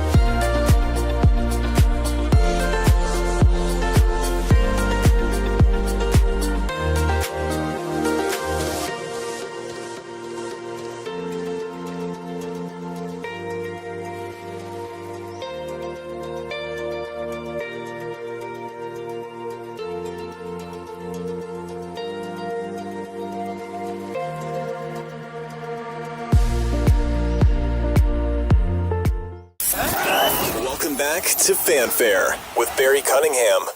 All right, so I'm looking at this document that SV sent me. He posted it on Twitter. I was looking to see if he posted it on True Social, not as of yet. So let me show it to you. It's a whole lot of stuff here. When I returned to the White House on January 2025, for 4 years of weakness, failure, surrender, and humiliation under the last administration came to an end. Today, our nation is strong, our borders are secure, and the United States is respected all over the world. We are once again putting America first. As part of my commitment to defending America from all enemies, foreign and domestic, we are once again working to crush the threat of terrorism. Within 43 days, we apprehended the terrorist mastermind of the attack on Abbey Gate in Afghanistan. He goes on. It's a long one, as you can see, but I love the file. You guys can go on the White House, but the very bottom, which this thing won't scroll for some reason, it says, this is what the important part is. Our new U.S. counterterrorism strategy is a return to common sense and peace through strength.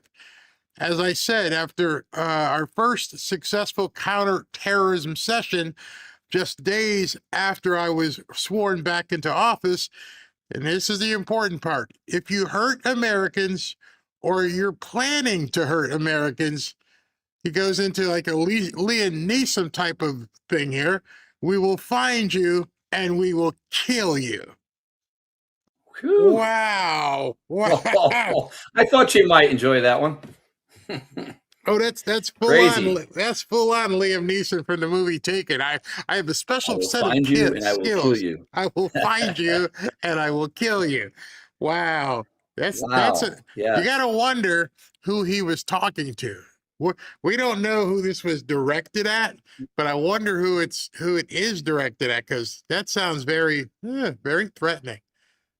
Well, I mean, he was talking before we got involved in Iran about going to the cartel. So we have a lot of cleaning up to do in Mexico and South America. So, you know, they're still on our radar. And then, you know, of course, Cuba. So, yeah, we're going to be busy for the next 3 years and on. Oh, did you notice in that press conference, or that little thing, whatever he did, he actually said to one of the reporters, you'll see me tomorrow, and he had a big smile on his face. And I'm like, okay, what is he telegraphing now?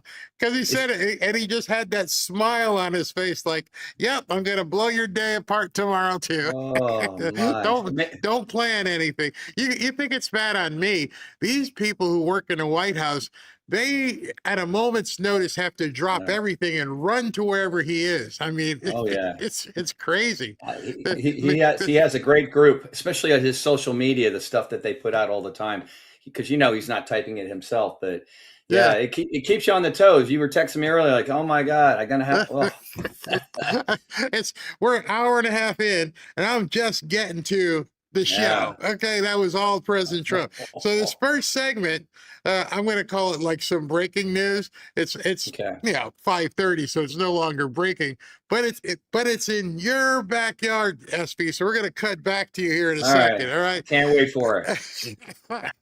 So some stuff happened up in where, you know, SV's neck of the woods here. Now, a very influential Democrat from Virginia, State Senator Luis Lucas, is at the center of a major FBI corruption investigation. Right now, in fact, agents are executing search warrants across the Commonwealth, including her office. Alex Hogan is in Portsmouth, Virginia. Alex. Hi, Harris. So the FBI here telling us today that these are court-authorized criminal search warrants that they are issuing. They're going into the building behind me. This is the office here in Portsmouth of State Senator Luis Lucas. You can likely see some of the FBI agents behind me. All of the staffers inside this building were told to come outside. I could hear them saying that they were not allowed back in the building. Throughout the last hour, we've been seeing the FBI come and go carrying boxes out of the building. Now, just across the parking lot next to where I am, there is a cannabis cannabis dispensary. We know that the state senator is associated with several cannabis locations and dispensaries.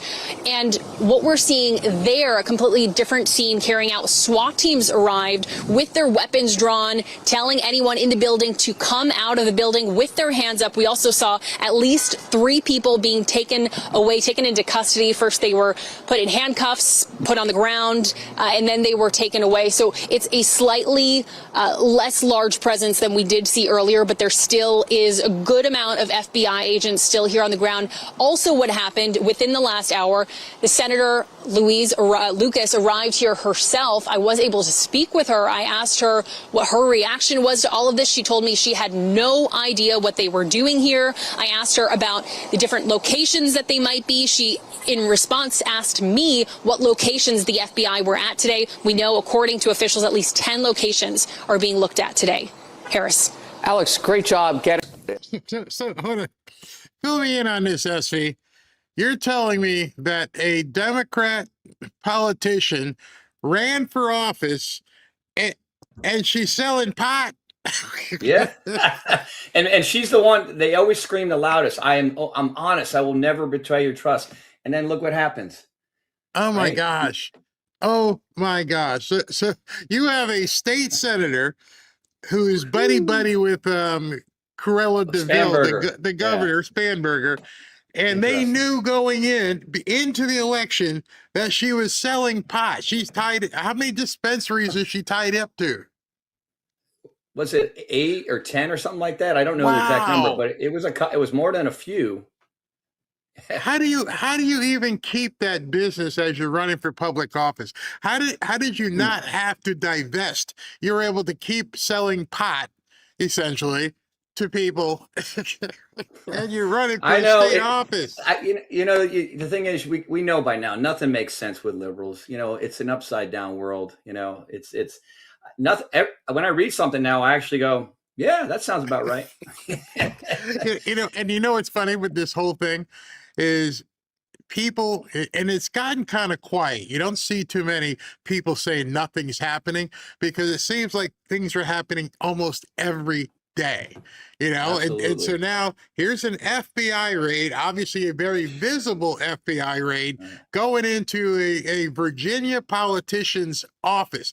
Now, I'm going to cut back to SV in a second, but there's something very interesting about this whole thing with her selling pot. Hi, Harris. Democratic Minnesota Congresswoman Ilhan Omar did not meet the deadline to produce documents and communications with defendants from that massive Feeding Our Future scandal, and she doesn't have to.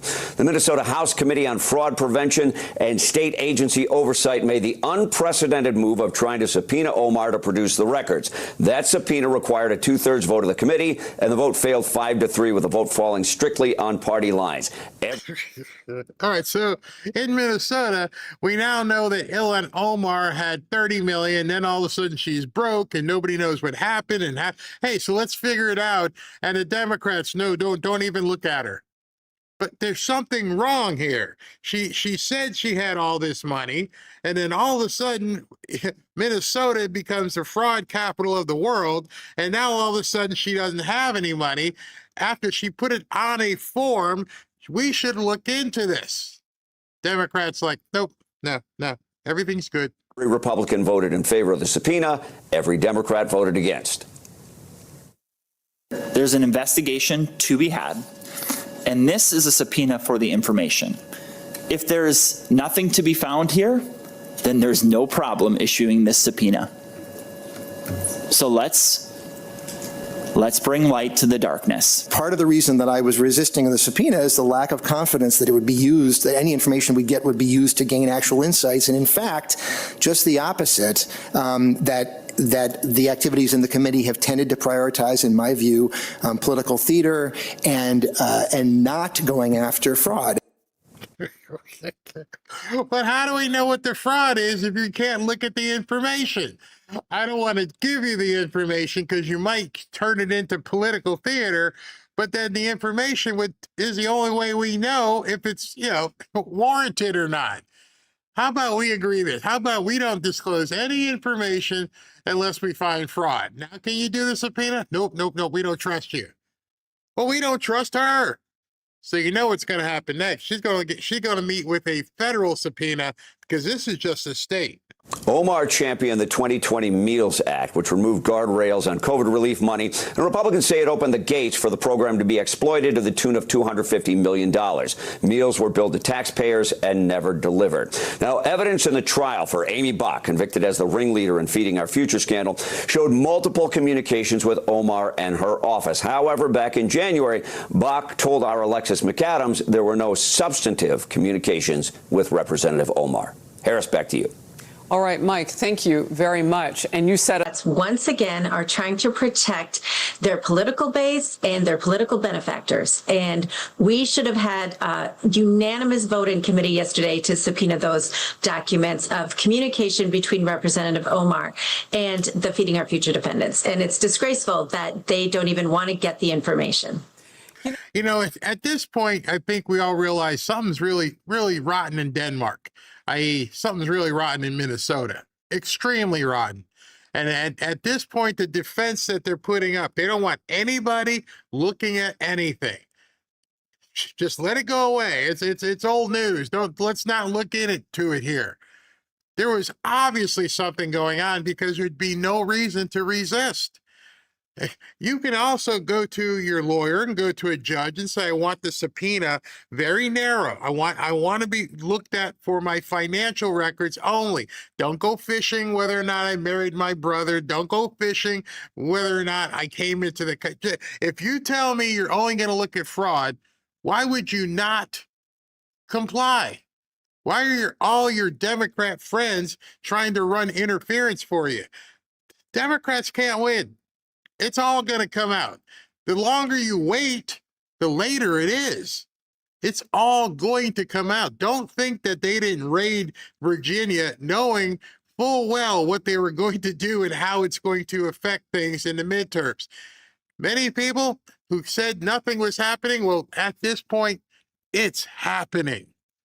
It's happening on an ongoing basis. And these people, they've cooked their goose. There's so much political corruption, they don't know what to do. There is some curiosity around not just this chapter of Ilhan Omar's life, but all that money that either was or was not in her coffers. In the midst of this investigation, Omar's wealth suddenly plunged from an estimated $30 million to just under $90,000. Omar blamed an accounting error for the net worth discrepancy. Now, I didn't major in math, but that's an error of about $29.9 million. So also interesting, her husband's California winery suddenly closed its doors amid... You know, it's funny. If the IRS came to see you and you said, oh, it was a mistake. I know it said 30 million, but I only got like 18. It was an honest mistake. They're taking you out in handcuffs. That would be it. Until they figure out what the heck is going on. But not for her. She's in Congress.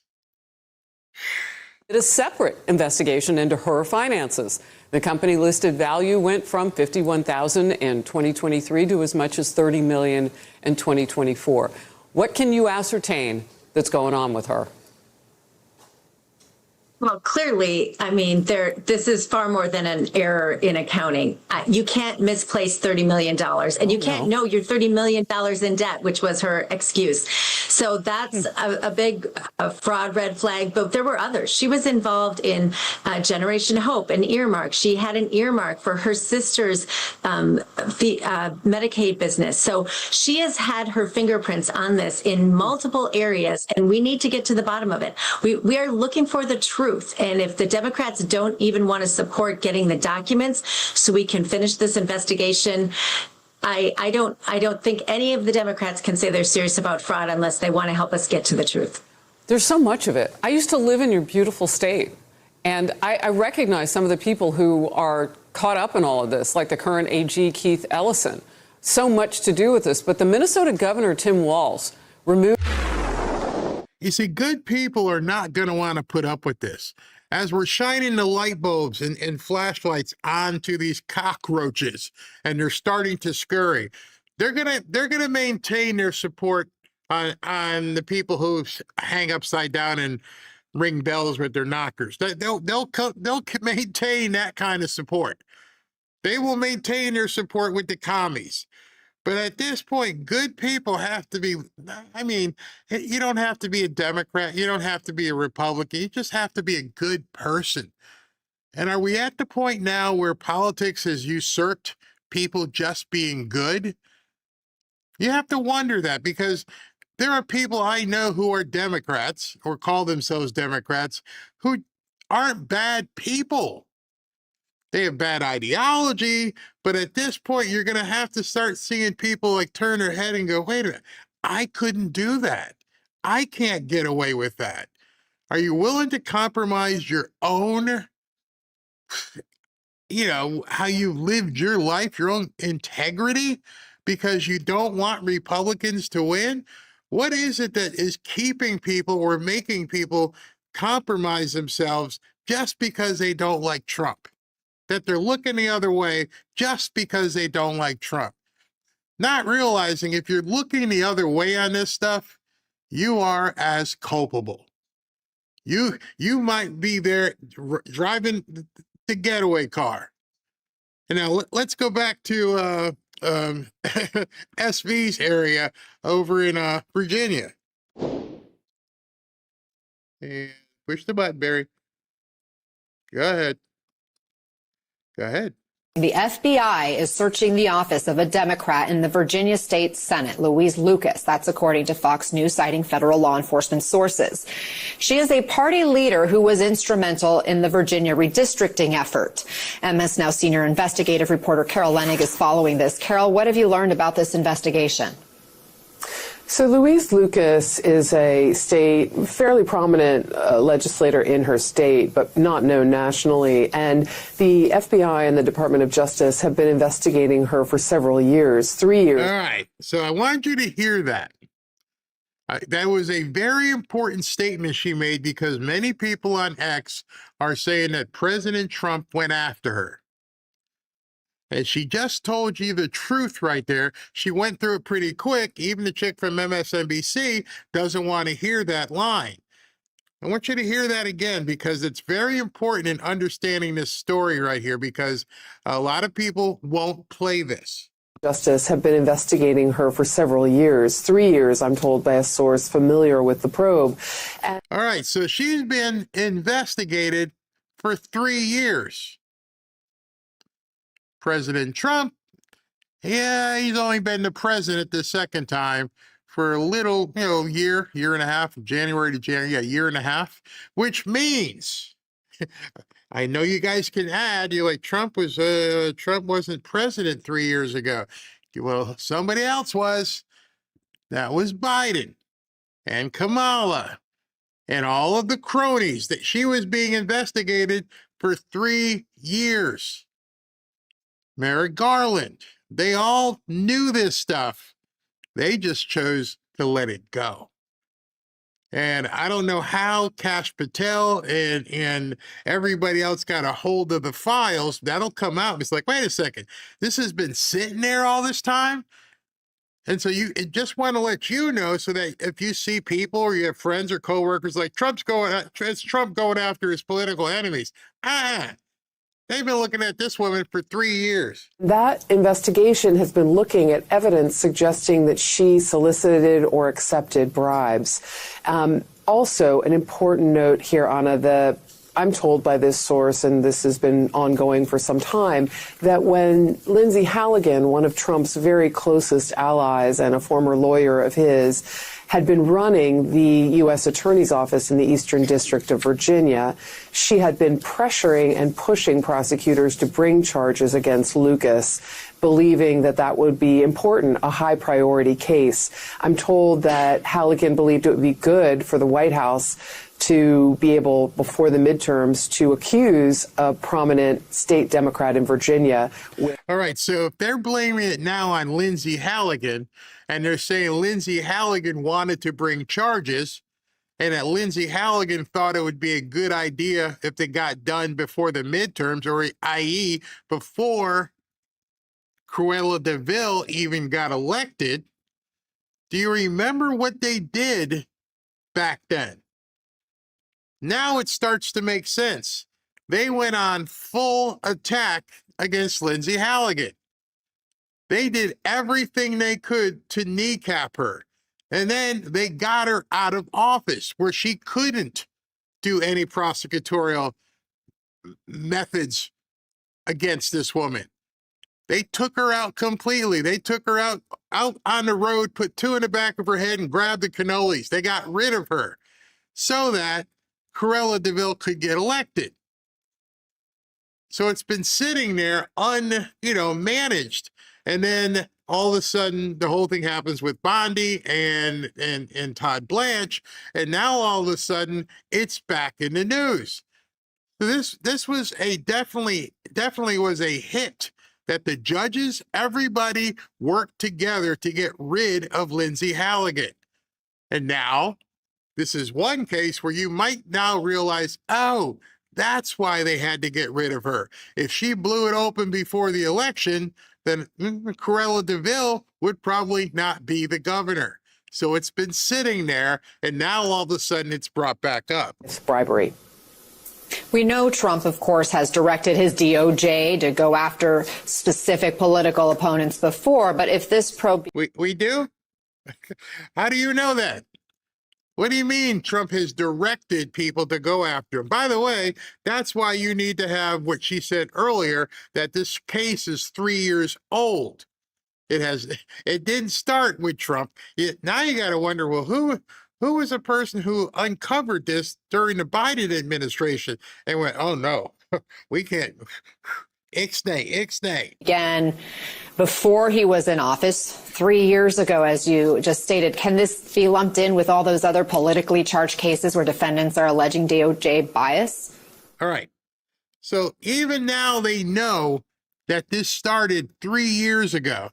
She poses a question to this woman who has no clue what Trump and the DOJ are doing. None. No more than you or me. And she says, could it possibly be that this is Trump going after his political opponents?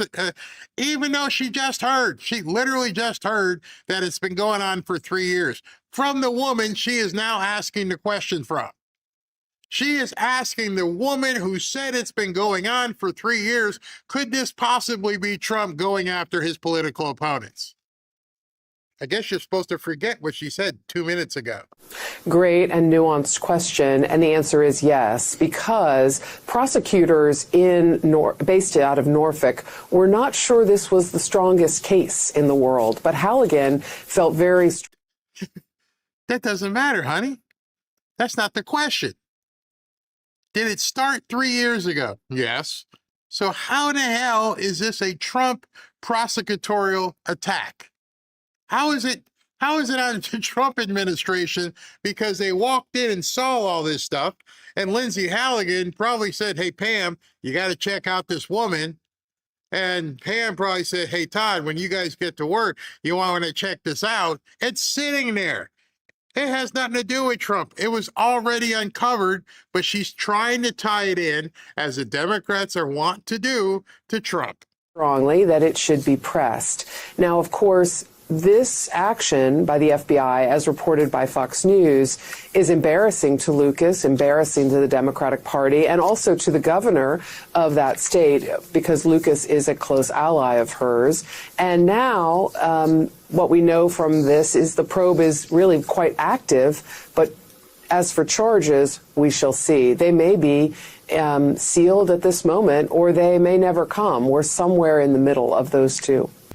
Yeah. How about this?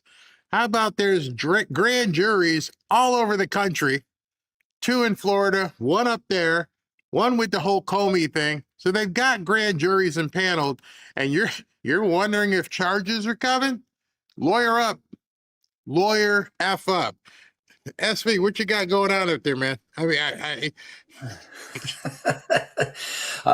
just now, hundreds of federal and local agents carry out a huge raid in Los Angeles at a Sinaloa cartel fentanyl and meth hotbed. Oh this my was gosh. a multi-month undercover operation. I mean, it's, you were talking about Virginia and New York and Minnesota. Wait till they start digging deeper into California. I mean, I'm telling you, it's going to be in the trillions. It has to be. It's just so bad. Yeah. So bad. It's run by morons. I mean, you could look at the debate last night. I was like a dog looking at a human. Like, what? Wait, she said that, what? The only thing that we can really count on at this point is we don't know what it is, but something is most assuredly happening. I've noticed that there's none of that anymore on X. There's nobody saying, they got to do something. No, they're doing something, and you just see the periphery. You see when it goes public. By the time they sent all those agents into Virginia, a lot of other people had been probably talking and looking and digging. And at this point, that woman, if she's in trouble, it's too late to extricate herself. They're already watching you. They're watching your bank account. They're watching your phone. You're done. At this point, you are literally put the phone down. You're in a petri dish, and then. You said she had 8 dispensaries. So what they're going to do next is they're going to go talk to the employees, and them people ain't going to want to go to jail. So there's a whole lot of singing. Fold like a cheap tent, man. Yeah. And the only good thing about it is she's lucky that Hillary's not in office. Cash is kicking. I'm seeing story after story. I mean, about he's finding the kids. A lot of the bad actors out there, but I mean, it seems like daily. News stories that he's doing stuff. It's starting to move. It's starting to really start moving. This thing happening in California, that was started by him, and that's been going for a couple months. So people say, oh, they're not doing anything. I mean, you can't just snap your fingers and bring in hundreds of agents. I mean, there's a lot of bad those cartel members, they're pretty nasty. So and this raid in Virginia, it was ordered by a judge. So it's not, every time they say Trump or Kash Patel, no, a judge has to sign off on it. Let's go. Yep. And so a judge signed off on it. But takes time. Are you a customer? No, I don't inhale. I don't have any need for that. I play pickleball. I work out with weights. I mean, I try to eat right. I mean, maybe back in my college days, I might have dabbled a little bit, but I'm sure everybody has at some point, right? No, never. Okay. I just got to say this because there's so many people out there who've been hating on Pam Bondi for a long time. Yeah. And when you look at this, you have to realize it didn't start yesterday. The raid that you're talking about with the cartel, that didn't start yesterday. There has been a lot of stuff happening, and she's still the attorney general. Yeah. I don't know if everybody knows that. She hasn't. The last time I checked, let me just check one more time. Not one more time, but let me just check if she has changed that, and as she actually announced that she has gone, because it seems like something. Here's what gets me. Rock said that she has departed, but it wasn't very clear that Blanche is obviously the interim, and he's definitely kicking some butt. But again, I was telling the guy in the chat, Bondi started a lot of these. He's just finishing it. So it's like, tag, you're it, you take over. And I mean, no matter what you say, they're going to hate on her, because she wasn't strong enough. Let me show you again this, in case people haven't seen it. This is the official government attorney general's page, and on it, it says Attorney General Pam Bondi. But it says 87th Attorney General serving under the leadership of POTUS. Serving, not served. She still has. Looks like she's still around. Yeah, she's still there.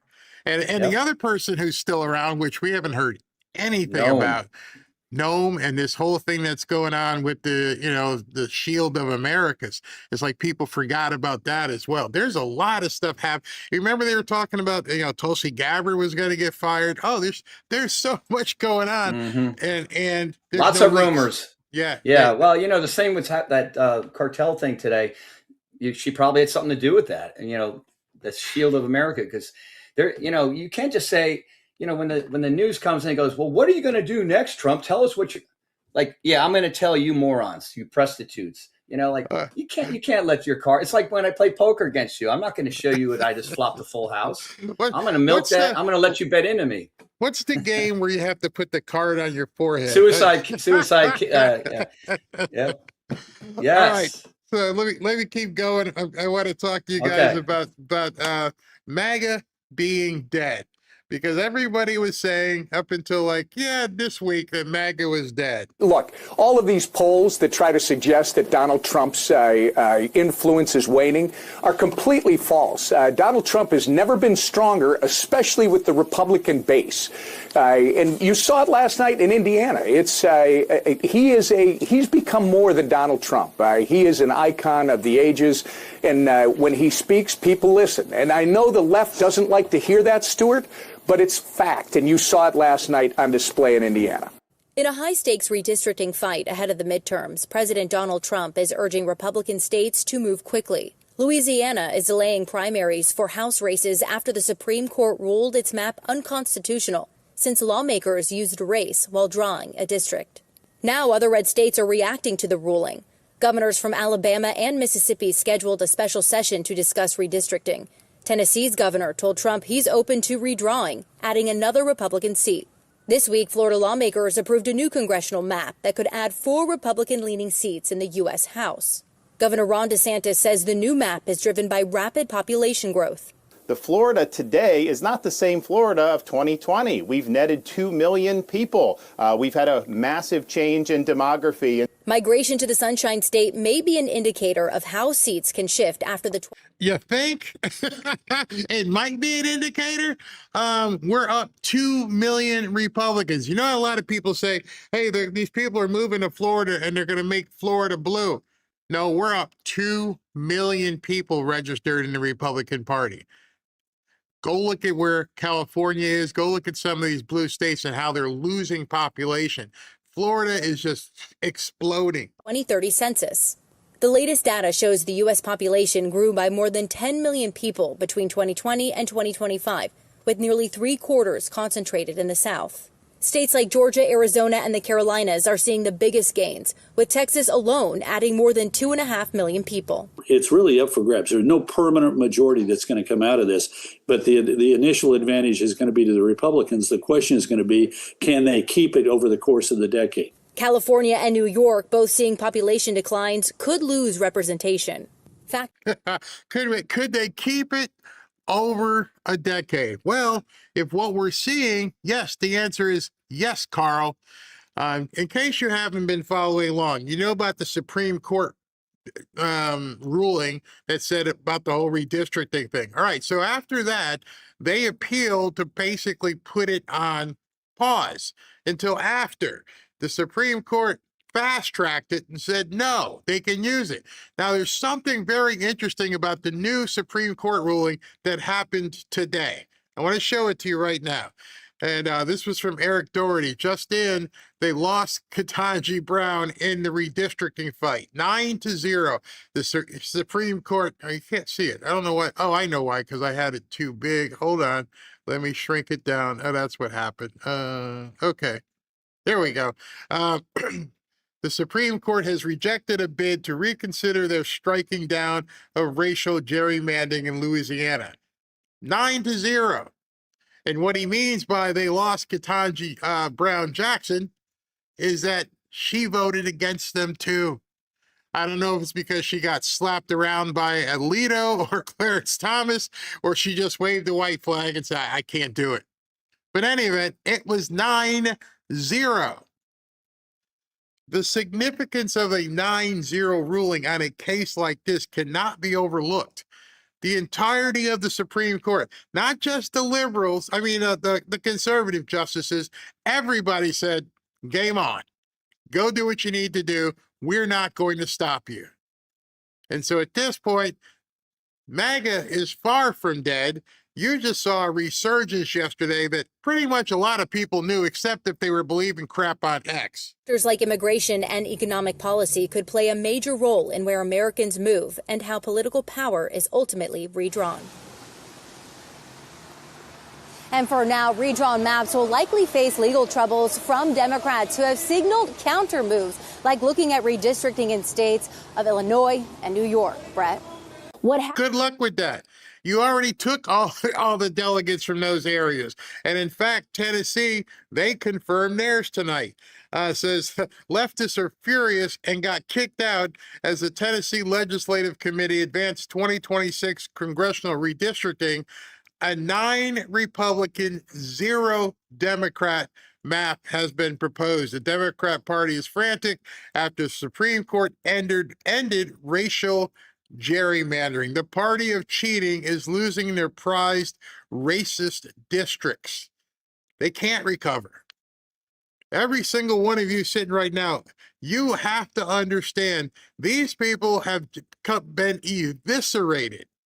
They're even going after James Clyburn's seat in South Carolina. They are with what we saw in Indiana and the top of, Tennessee, Alabama, they are going to get crushed. And then, of course, you saw the difference, the whole Mike Pence, George Bush angle of things got crushed in Indiana. What happened last night is Trump primaried those senators. It wasn't necessarily those candidates. It's President Trump himself who said, I'm going to go after you. If you are not a winner, if you're not somebody who actually cares about the GOP and the future of our country, you do not have a right to that seat. And I think it also says something a little deeper about the GOP in general. I think that Americans, and especially young Americans, are understanding the stakes that we have right now. What did we witness under Joe Biden? An attack on traditional Catholics, an attack on pro-lifers. You had COVID and BLM. Democrat policies fail. Democrat policies make Americans less safe. So it's weird as this young woman, she's Rachel Campus Duffy's daughter and Sean Duffy's daughter. She's got a job on Fox now. What's really weird is all the protests, all the riots, all the Antifa stuff, nothing is stopping the Trump train. Not a single thing that they're doing is actually causing any problems. It might cause some impediments, might cause some delays, but the train is rolling now. And you can literally count the victories and see what's happening. The Supreme Court, it just completely clipped their nuts. They got nothing there. And now you've got these states that are saying, okay, let's just go ahead and take all the seats. It didn't have to be this way. Now I want to step back and go, I don't really support all of this stuff in a normal situation. In a normal environment, I would never say, let's just go ahead and redistrict these people. Let's just take all the seats. But we're a long way away from normal. Normal left the station a long time ago. You have to remember, normal does not exist anymore. He called it, and he's actually absolutely right. And I don't think he understood what was going to happen. Where is it? Yeah, here it is. Yeah, We are in an era of maximum warfare. Everywhere, all the time. Everywhere, all the time. Maximum warfare. When he said it, he had no idea what he was talking about in terms of his adversary, his opponent. So would I normally want to see all this redistricting? No, there was not a need for it. The need is there now because you people cheat your asses off. And if you think it's bad now, if he gets the mail-in voting thing done, you don't even know how they're going to act at this point. They've played all the cards that they have. They have no other cards. They even went as far as making us all try to get sick and stick us with jabs. They will do anything. Do I put it past them to do that again? No, I don't put it past them. I don't put it past them at all. At this point, they are staring at the gallows. The problem that we have is that too many people on the right believe the crap that the media was saying. And it was almost like there was a revelation last night when people were like, wait a minute, did they just get crushed in Indiana? Did they get blown out in Indiana? And I don't care whether you like Vivek Ramaswamy or not. He absolutely eviscerated his opponent by like 70 points. He was endorsed by Trump. You may not like him. That's not the point I'm making here.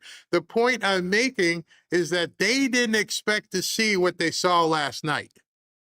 And it's only going to continue. I think a lot of people are able to look back at what the Biden era had to offer and say, you know what, we want no part of that. And it's clear that we are not, short-term memoried. People remember, and that's going to have a big impact on the next election. Alyssa, if we're watching what's going on in Indiana right now, things seem to be trending in the president's direction. So what message does this send about, I suppose, political loyalty? If you cross Donald Trump and you're a Republican, your political career is very likely over. Look, that's it. It's not crossing President Trump. We know you people are scumbags. We know some of these RINOs are scumbags. The problem that they're having, that people are waking up to, is they thought MAGA was dead. They thought there was a difference between MAGA and Republicans. They figured if the MAGA sat around and, ate their bonbons and that 30%, we don't really care. We're going to go after the rest of these Romney, Pence Republicans. And they thought they had that. Okay, just let MAGA just go over there to the side. They're a cult. So it wasn't that Trump was the one doing it. You have to applaud you. Real people, not the president of the United States. He put the crosshairs on him, and he's like, go after this guy. But that doesn't do anything. If you're in Indiana or some of these states, in Alabama, you are the ones doing it. They didn't count on that. They thought at this point, yeah, Trump's out there, he's rambling, and he's putting targets on people's backs. But, it's not like he can do anything. He can't. Except what they underestimated is how many of you would support what he wants. The United States is littered with politicians who opposed him as Republicans, and their careers effectively ended. I struggle to think of somebody who was high profile, challenged him, and maintained their place in office. And this is something, this redistricting in Indiana has been a goal of the White House's for over a year. The president was talking to Governor Braun. They had plans underway to get this going. So those state senators who opposed it really got in the way of a core part of Donald Trump's sort of midterm strategy, trying to boost Republicans. So it tells you if you cross him, your career is over, even if you voted with him 98% of the time. And it's got to keep going. Every seat, like I told you, all the way down to dog catcher. Get them all out. Stomp on their heads. Make sure you vote for the MAGA candidate. We're still labeled as Republicans, but they should be putting a label, a different party name, and change it from GOP to MAGA. Because we're the ones who are going to force this change. President Trump is just leading us. He's driving the train, but we all got to get on board. Alabama and Tennessee are holding special legislative sessions this week to redraw their congressional maps. This comes after last week's U.S. Supreme Court decision opening the door to mid-decade redistricting. Correspondent Dana Marie McNichol has the latest tonight from Miami. A nationwide redistricting push now centering on the South, as President Trump urges states to act even if primaries have already started. Posting on Truth Social, if they have to vote twice, so be it. Lawmakers in Alabama and Tennessee are currently in a special legislative session to redraw congressional maps after last week's Supreme Court ruling that race-based maps are unconstitutional. This fast-tracked Louisiana's ability to redraw its current map before the midterms. The Senate has a quorum. Tennessee Governor Bill Lee is targeting the state's lone Democratic seat in Memphis, the largest majority black city in the U.S. This move could hand Republicans a clean sweep, 9-0, but Democrats are pushing back. Pushing back. What does that mean? I don't even know why the media says that. Like I posted a video the other day where somebody's like, we're going to fight. I'm like, who are you going to fight? Who exactly are you fighting? You're standing up in front of a microphone, you're screaming bloody murder, and nobody cares. They're just waiting for you to sit down so they can just go, so they can vote you people into oblivion. Some courage. Y'all know this is wrong. You know it. Republicans in Alabama hope. Y'all know this is wrong.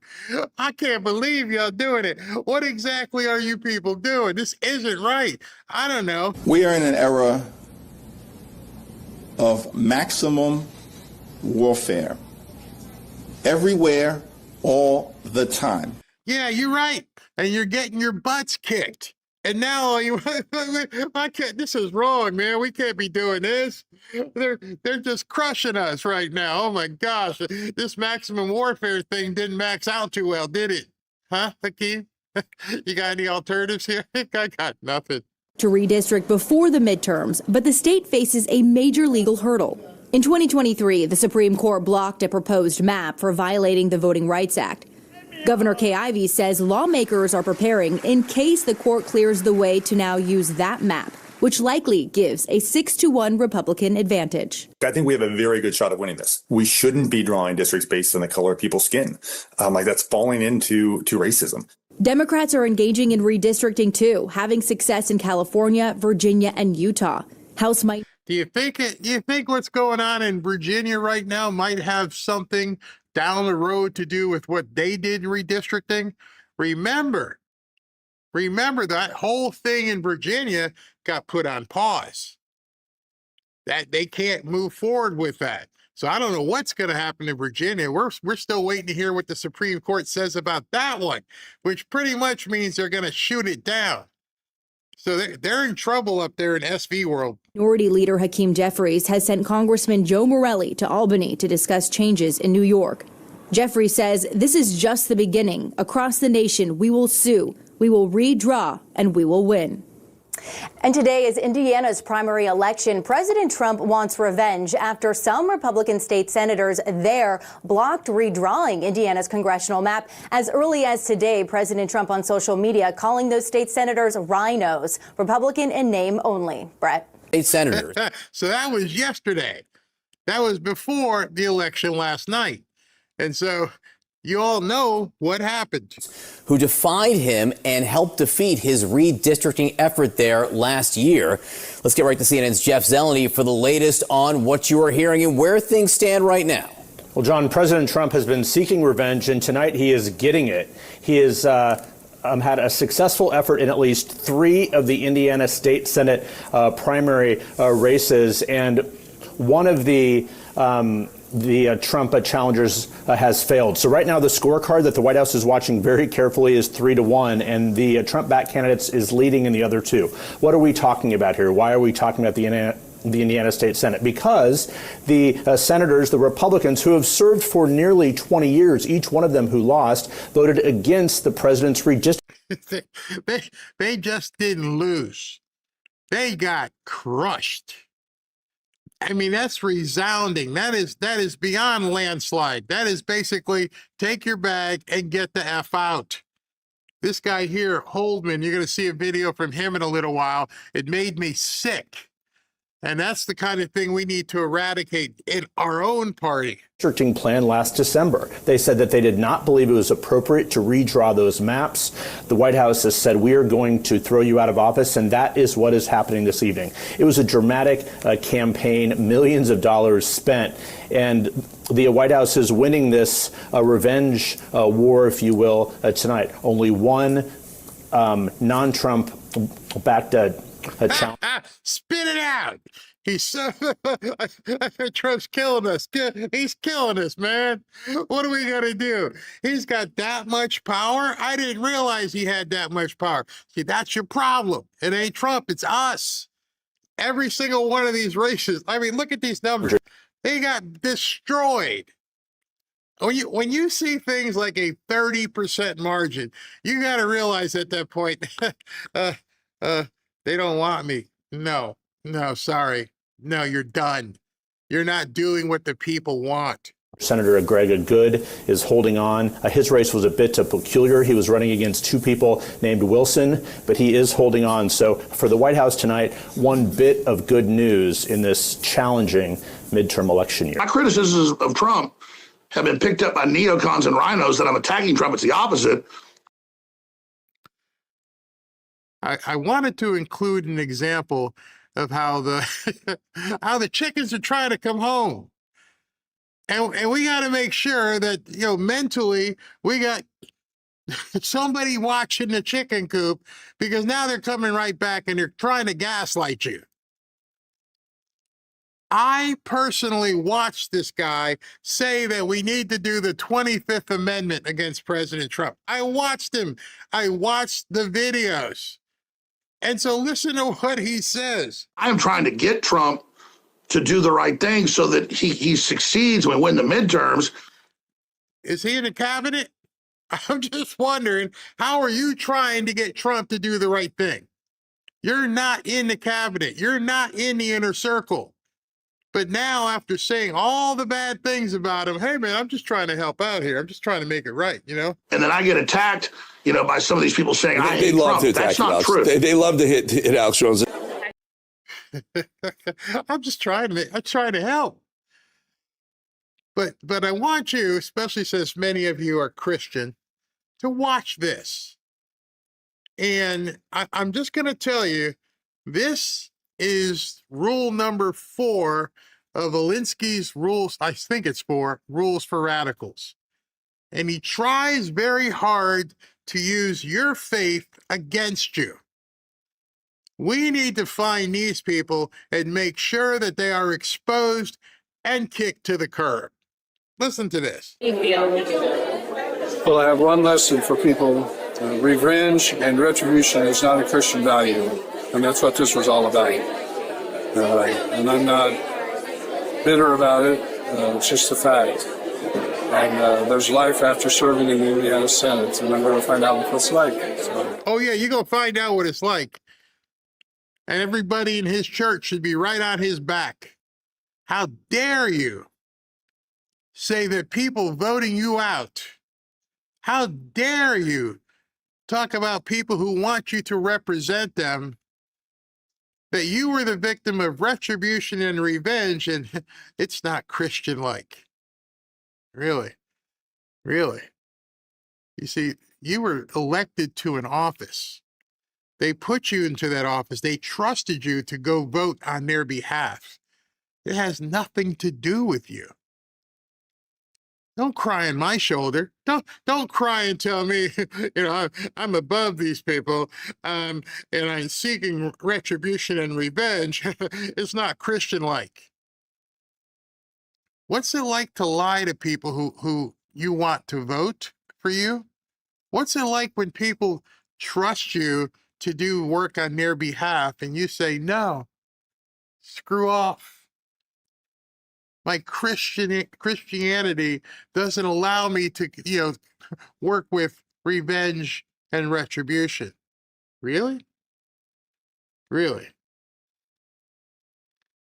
No wonder you're sitting on the sidelines. You're going to find out after 20 years now what life is really like. Good luck. I hope you take that to your grave going, I can't be involved with retribution and revenge. It's not Christian-like. Said no Christian I know. I'm over people doing this stuff. Somebody said, Barry, don't play Akeem anymore, but you ain't ready. You're not ready for maximum warfare. This dude crying because he's not, I'm more Christian than you are. No, we don't need you in the foxhole. Please go away. I'll be right back.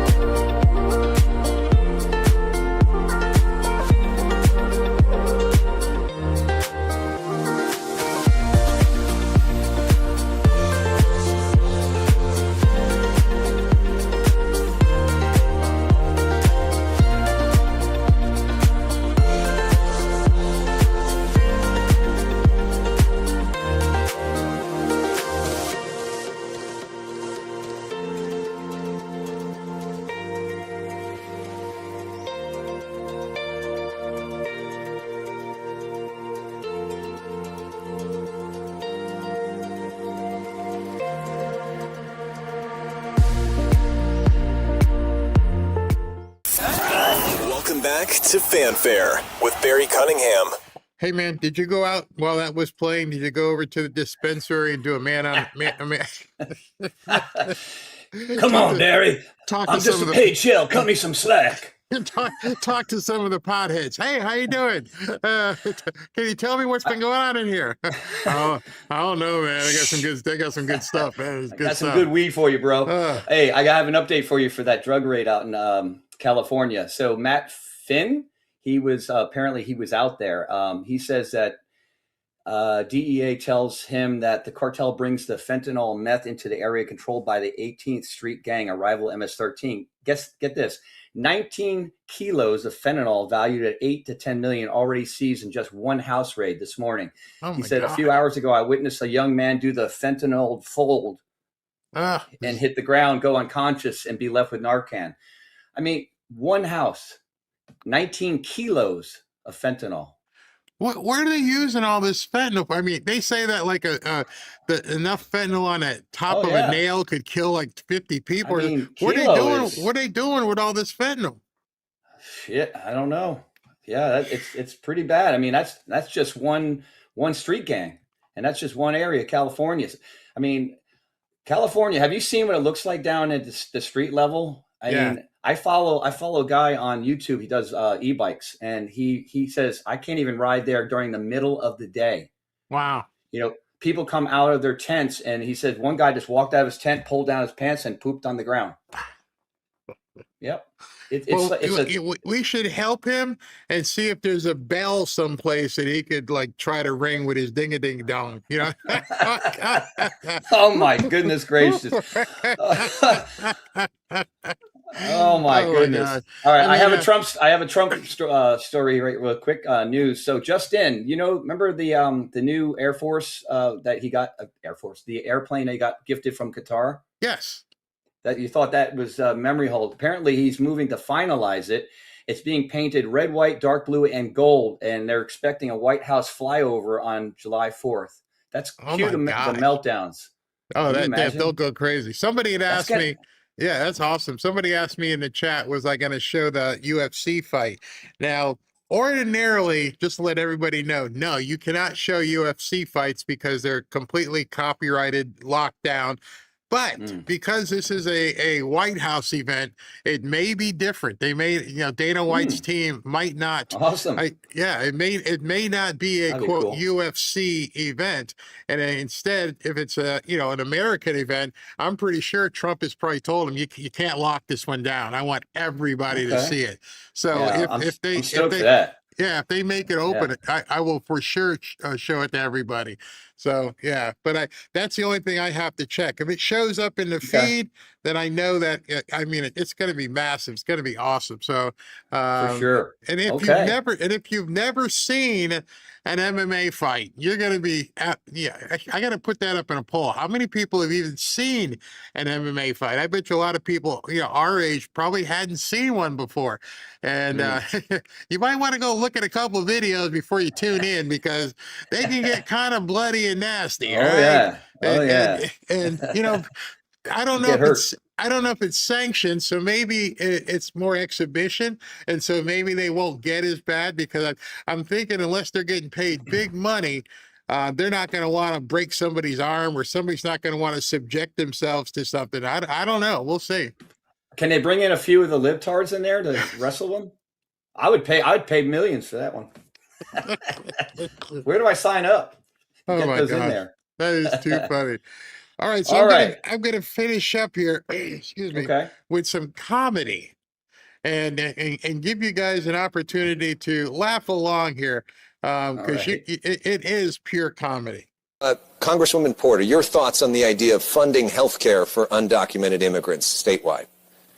Yes.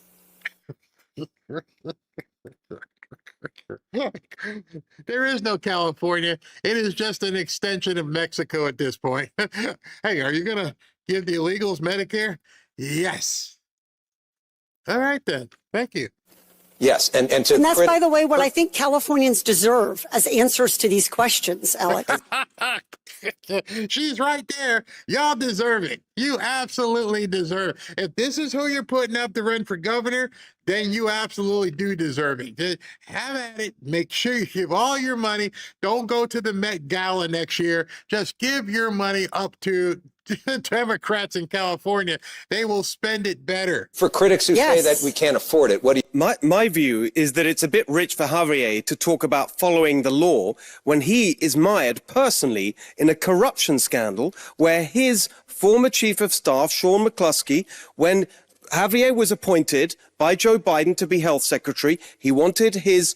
Oh, let me just explain. The bald head guy is Steve Hilton. He is probably going to, if not win, be the top Republican. And there's only two Republicans on there. Sheriff Chad Bianco, you'll see, and Steve Hilton. All the rest are scumbag Democrats. Chief of staff to go with him. The salary wasn't enough. So what did they do? They took money from Javier's campaign account to top up his salary by funneling it to Dana Williamson, Gavin Newsom's former chief of staff, so that it was paid to this guy's wife. All of that is illegal. It is against state law. It's against federal law. My running mate for Attorney General, Michael Gates, has this evening written to Javier Becerra to make it clear. And he knows he did it. He did the deed. And he's sitting there smiling like it's no big deal because everybody steals in California. And so Steve Hilton is letting them know, if I get elected, we're coming for you. I'm telling you right now, we're going to come for you. When he is Attorney General, Javier will be investigated and, if necessary, prosecuted for these crimes. On the question of health care for the undocumented, I said everybody in California you would has a... This is Tom Steyer, a billionaire Democrat, and he just said, yeah, everybody in California. So when you hear them say Californians, they make no distinction. If your feet are on the soil in California, you're a Californian. It doesn't matter who you are. We're going to pay for everything. Right to healthcare. And let's answer California this out. Should fund that. The truth of the matter is, immigrants built this state. Immigrants. People of California, if you live in California, tell me what the hell these people talking about. Immigrants built this state. I'm pretty sure the gold rush and everything else. Are you going to go all the way back then when people came from England and other parts over there and they went towards the west? Go west, my young man. I don't think that's what you're talking about. Immigrants built California. They always forget the word because they don't acknowledge the word. Make this state run. Yeah. Legal. The fact of the matter is, we had a broken immigration system, and now you want to victimize the people who are working here and making the state run. Thank you, As sir. Antonio said, you're going to hear this a few times. They are openly admitting our state is so effed up, we can't even work if we don't have the illegals. They're saying this on national television. Kaylin Collins was one of the moderators, and even she had to look like, am I really hearing this right? Are you people on a national news network saying, we can't do anything without the illegals? We got to have them. We got to go ahead and give them Medicare, and we got to give them free food, and we got to get them free housing because we can't do anything without illegals. And I watched her face. Some of you guys may watch, and she just had this look about her. Are these people really saying this? try and get rid of them. You can't do it. Let's go to... But try and get rid of them. You just can't do it. At that point, they should have said, yeah, you need to get off the stage. You're definitely not qualified. You've already raised the white flag. His actual words. Try to get rid of them. You can't do it. They're like roaches. Once they're here, you can't do anything with them. You try to stomp out one, they breed like... And if it wasn't funny, it's sad because this is a big state, and the candidates are like, we can't do anything about them. You try. Wow. It was just in the fashion district on the side of downtown Los Angeles, where I met with small business owners who have tears in their eyes because they don't have customers anymore, because Donald Trump's cruel and indiscriminate enforcement based on the color of people's skins, the language they're speaking, it has terrorized a community. It's targeting the Latino community. It is disproportionately impacting our immigrant nation. So let me get this right. Someone decided to open a business, a restaurant. You know, many people have opened businesses. You do your demographics, you do your homework, you do your studies, your traffic impact. And I've never met anybody who opened a business and said, you know what? My entire clientele that I'm going to be counting on to make money in my business in the United States of America, my entire clientele are illegals. That's why I'm opening this business. I know normal people won't come here. I'm only opening my business because I will profit off of these people. Then you don't have a business. You are admitting being complicit in crime. And this guy, the mayor of San Jose, wants you to back off enforcing immigration law because people open restaurants to cater to illegals. I told you I'm watching this stuff going, this can't be right. They can't be saying this. Do they not realize the cameras? Look, turn around. See that thing over there with the red light? It's a camera. It's beaming this out to the entire country. And most of the country scratching their heads going, what am I watching? Congresswoman Porter, what's your view? What's your response? Donald Trump sucks.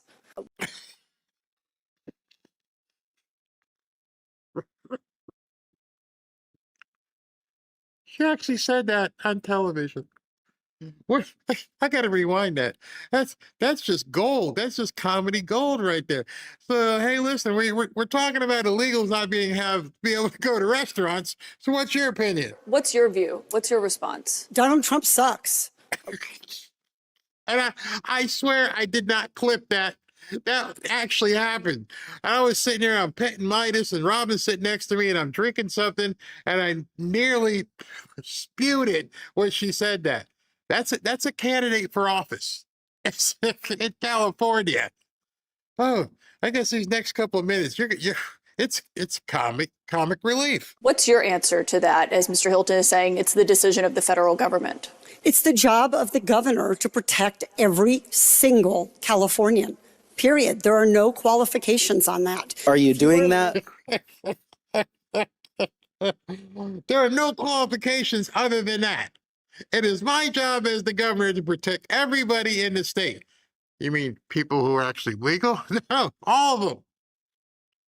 That's your job, huh? Somebody needs to look at a job description for the governor of California. By the way, as you're watching this, the thing that should be going through your head is, this is it? All the business owners, all the lawyers, everything in California, these are the people you put up to run for governor. There's something wrong. Are you doing that by having a sanctuary state policy? Absolutely not. And I was on the stage telling everyone what was going to... Okay. Pay attention to what she says right here. I would like to get from sanctuary state complete and it's forcing us to be less safe. May I give an answer? Go ahead. It's the job of the California governor to protect every single Californian. The sanctuary state policy is designed to make sure that our state resources, the taxpayer dollars, the public servants that we have, are focusing on doing their jobs, which is not cooperating with the federal immigration authorities. Who told these people this? You know, your job is not to cooperate with the president of the United States and the federal government. You're an island out there. And we're going to use all our resources to make sure Californians, ones who are here and not supposed to be here, are taken care of. These are Californians. They contribute to our economy. They pay taxes. And they're one of the only ways that our state has been growing in recent years. I got to play that again. Because she said that in public, on television. Oh my gosh. Did you hear this? Let her say it again, because mashed potato lady here just Answer. Go ahead. It's the job of the California governor to protect every single Californian. The sanctuary state policy is designed to make sure that our state resources, the taxpayer dollars, the public servants that we have, are focusing on doing their jobs, which is not cooperating with the federal immigration authorities. These are Californians. They contribute to our economy. They pay taxes, and they're one of the only ways that our state has been growing in recent years.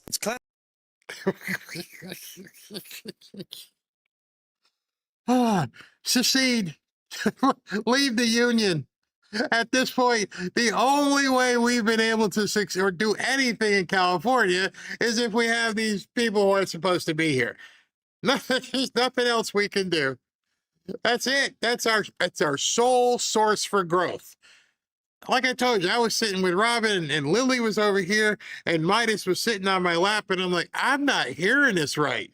There's something really wrong when you're telling the world that your state cannot survive without having these people in the country.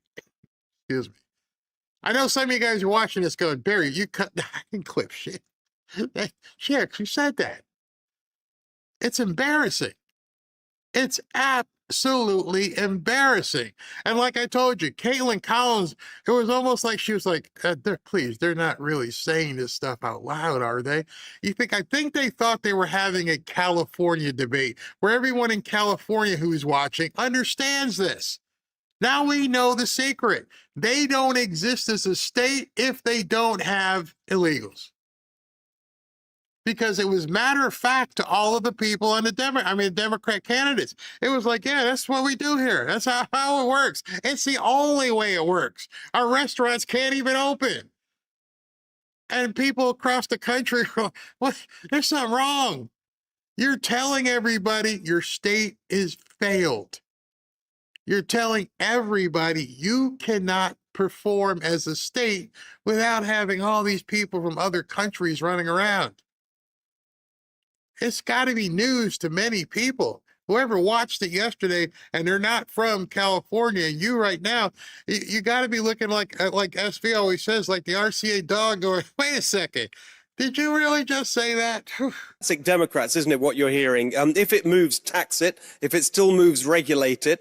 And if it stops moving, I guess they want to subsidize it. Look, the truth is on this, we have to have a bit of humility. This is a very fast-moving technology, and actually even the people involved in it disagree about its exact consequences. Here are two practical things we could and should be doing better today. First of all, the real blue-collar jobs that are coming from the AI revolution, they're not happening in California. They're going to Texas and Arizona, semiconductor manufacturing. We could get that back by removing regulations. And secondly, our school system is not educating our kids to be able to thrive in this world of AI. We need to do better. They kept trying to shut him up. Yeah, okay, we get it. You want to educate people and have them learn prosperity and be involved in, some prosperous stuff. Yeah. Stop. Okay, we got to move to the next nut. Talk about the proposed billionaire tax. Just last week, a one-time 5% tax on the assets of billionaires cleared a critical hurdle to make the ballot in November, setting up a clash over what could be the nation's first wealth tax. Congresswoman Porter, Mr. Steyer, as we just referenced, is the only billionaire on the stage. He supports this tax. You do not. Why not? Because I support good ideas, not things that help me dodge political potholes due to my own background. This billionaire's tax is simply not good tax policy. And anybody. So why isn't it good tax policy? Why? If you're going to tax billionaires, that's pretty much what Democrats want. So why would you be against taxing billionaires? Interesting. Who has watched me in Congress take on bank CEOs, take on pharma CEOs, challenge them for the fact that their workers can't make ends meet while they're pocketing $26 million a year, knows that I will speak truth to power. And here is the truth. This tax isn't going to fundamentally change California's economy in the way that young people and the working people of California need. It's a one-time tax, but we don't have one-time revenue needs. It taxes billionaires, as if half billionaires don't have two nickels to rub together and couldn't chip in a little bit more. Okay, wait a second. So the tax that they're considering is to tax billionaires, but it's a one-time tax. Just go ahead and pay us, all this money. And she's like, no, that ain't enough. Because what about people who have a little bit less, $500 million? And also, we need to keep taxing them. We can't do a one-time tax. You're destroying your state. And 90% of the money is dedicated to only one thing, when we have all kinds of revenue problems coming at us from our own decisions and Donald Trump. So yes, Trump's not the governor of California. Not really sure. I could tell you where I think your problem is. Hey, giving all the money to the illegals. But yeah, I digress. Aggressive tax code. Yes, to the wealthy paying more, but this tax is about cheap political points. It is not about really fundamentally changing California's economy for the better. That's going to take real political courage. Mr. Steyer, just about cheap political points, your response? No.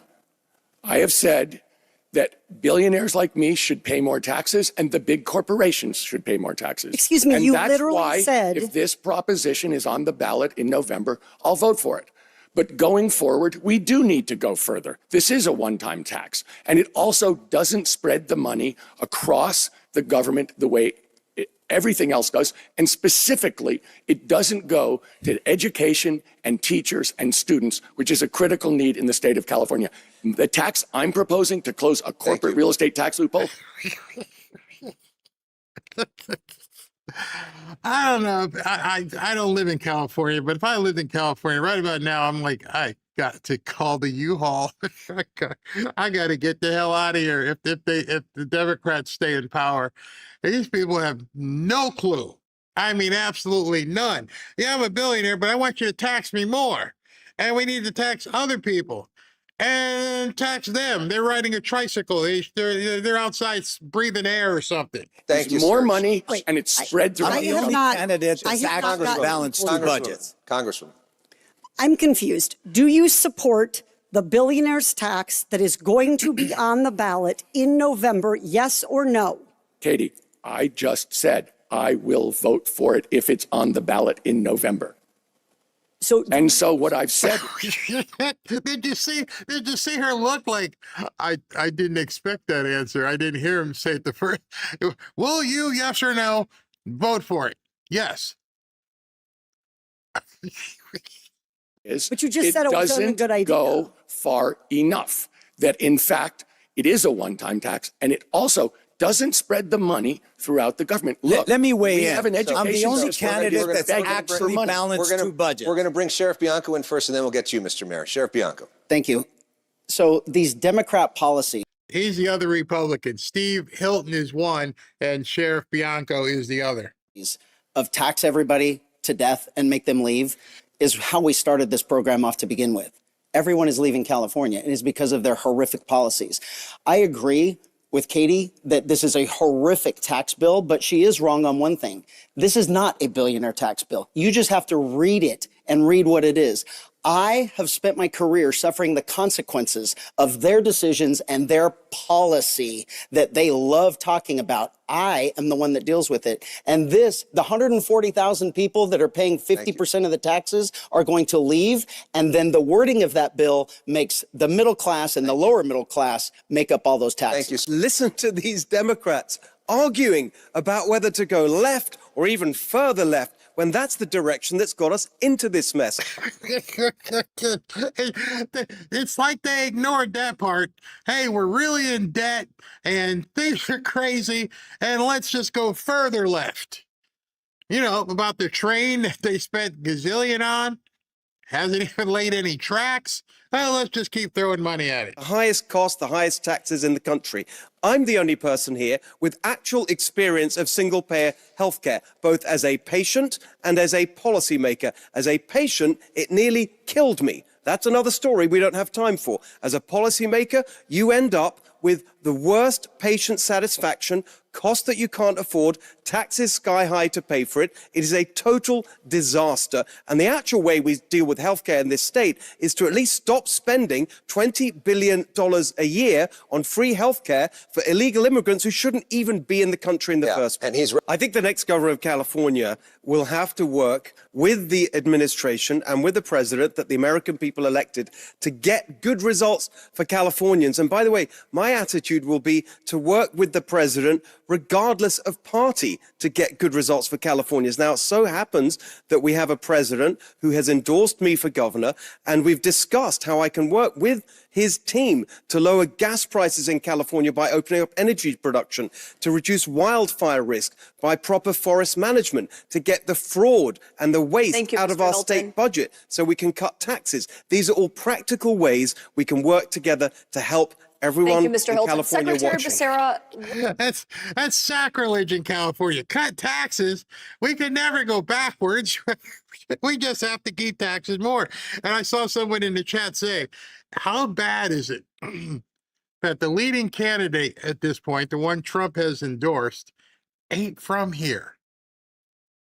Again, that goes back to what I'm saying, a huge state, a monstrous state in our country, and there's nobody there. I guess you can call it Sheriff Bianco, but other than those two guys, that's it. Nobody applied for the job, probably because nobody wants this damn job. Like, this is crazy. I'm about to leave anyway. So, Caitlin and Alex, it's interesting. We've already seen a couple of things that we'll probably see a lot of in this debate, which is the Democrats who are here who've been responsible for 16 years of one-party rule for everything that we see in California, won't take responsibility, and all they can talk about is Trump. Look, I was asked how I'm preparing for this debate the other day, and my answer was the meetings, the thousands of people that have come to our events the last year in California. I've traveled to every part of the state. I've seen the struggle and the stories, and that is my struggle and my stories. My parents were immigrants. The California dream is my dream, and I want that for every single one of you watching out there. Mr. We Hilton, can get it back. You heard Mayor Mahan invoke MAGA values in his answer there. There are more than 2/3 of registered voters in this state who disapprove of President Trump's job performance. Why should voters who are unhappy with the performance of the president vote for the candidate that he's endorsed in this race?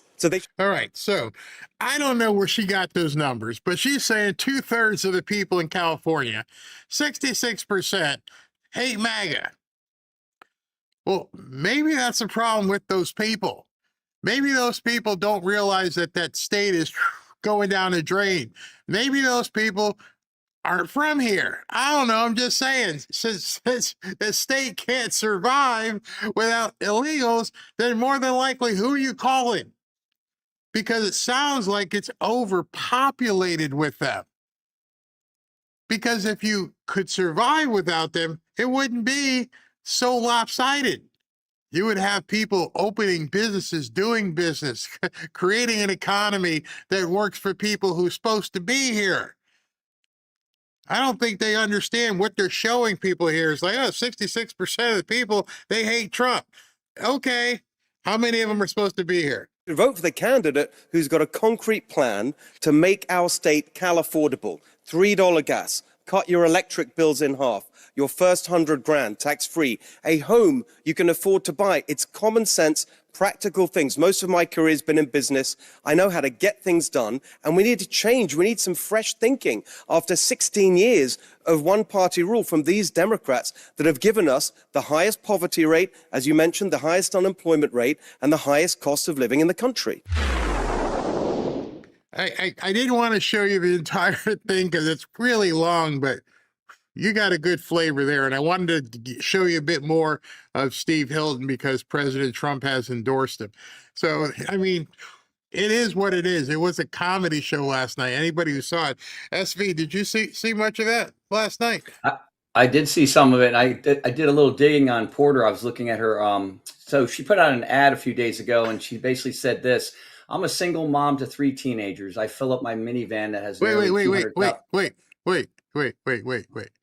Did she describe why she's a single mom? I'm gonna get to that. Okay. You're ahead of me. So she's trying to make it sound like she's just like us, right? Yeah. Well, apparently somebody says, well, let's see, you have a $3 million net worth, make $300,000 a year indoctrinating impressionable kids at UC Irvine. You live in a taxpayer subsidized home in University Hills valued at $1.9 million. You have a private security detail following you around, and you're on video abusing your staff, and you threw scalding mashed potatoes on your ex-husband. There you go. I don't know if enough people knew that. I like digging. She poured scalding hot, boiling mashed potatoes onto her now ex-husband. Wow. Come and get it. Wow. She's a keeper, huh? She's a keeper. And now she's ODing on Ozempic or something because she is a vile, vicious, violent person. I saw the video when she was screaming at her staffer. He says, "Get the F out of my shop." Yeah. She's just, is this the best they can do? This is it? That's it. I don't even know what the population is in California, but I bet it's 25 plus million people. And 25 million plus people, that's what you got. A foreigner coming in to save the day, and all Democrat nut jobs. Yeah. California. Wow. They're, as they say, you're forked. Move, lock and load and move, guys. They are forked. Yes, for sure. Yeah. Oh, man. Somebody put it in the chat. If you haven't seen it yet, look up the video of her cussing out her assistant. Yeah. And you know what's funny? Yeah. She did it, and then she tried to make a funny video, kind of, it was cringy. It was cringy. Yeah. It was really bad. I actually turned it off. I go, I can't watch this vomit. And she's still like that. You can just see it in her face that she wanted to cuss out everybody on the stage. She's empowered. I think she's being told to be this way to show that she's standing up to Trump. And I tried to find on her X account anything that said she was going to fix anything. I couldn't find zero information. It was all, I hate Trump. Or worse, F Trump. Yeah. I mean, she actually put out a fundraising email where she said F Trump, and she didn't say F. She said the whole word. She said that out to people. And I'm like, what kind of personal character do you have? And even worse, who the heck's voting for that? Who gets an email like that and says, yeah, she's worthy of me sending you some of my hard-earned money? I guess if you're not from here, or you're one of the let me say it illegals. Some of those fentanyl guys that you talked about earlier. Yeah, the fentanyl fold, the Kensington Station. Oh my God, Barry. This is a good thing about it. Keeps your show a lot of content. You're going to be busy for quite some time, and I love it. Oh yeah. I couldn't even get through it all today. I've got 2 more segments I'll hold for tomorrow. Whoa. It looks like Tom Homan is on Laura Ingraham right now, so I'll record that because he had said something yesterday that they're getting ready to ramp up again. So I think we're going to see. Awesome. We're seeing the emergence of the Trump administration. Somebody had. You remember the movie Trading Places, where they wait and he's like, "Wait, not yet." Now, and I feel like Stephen Miller or somebody was in the White House and went now, and it just seems like everything is happening. So I don't know if May 1st was it, but now I have a quick story about Omar Ilhan. So real quick. So House Republicans will move to expel her from, let's say, once they get documentation proving she committed immigration fraud by marrying her brother. They said Randy Fine says we're waiting to get the data on the brother marriage thing, which I think is coming. I think once it's revealed in the document, if it turns out that it is actually a reality, we will vote to expel her from Congress. That's not good enough. Well, that's the first start. Yeah, right. I mean, get her to go out with the rest of the pirates. Arr!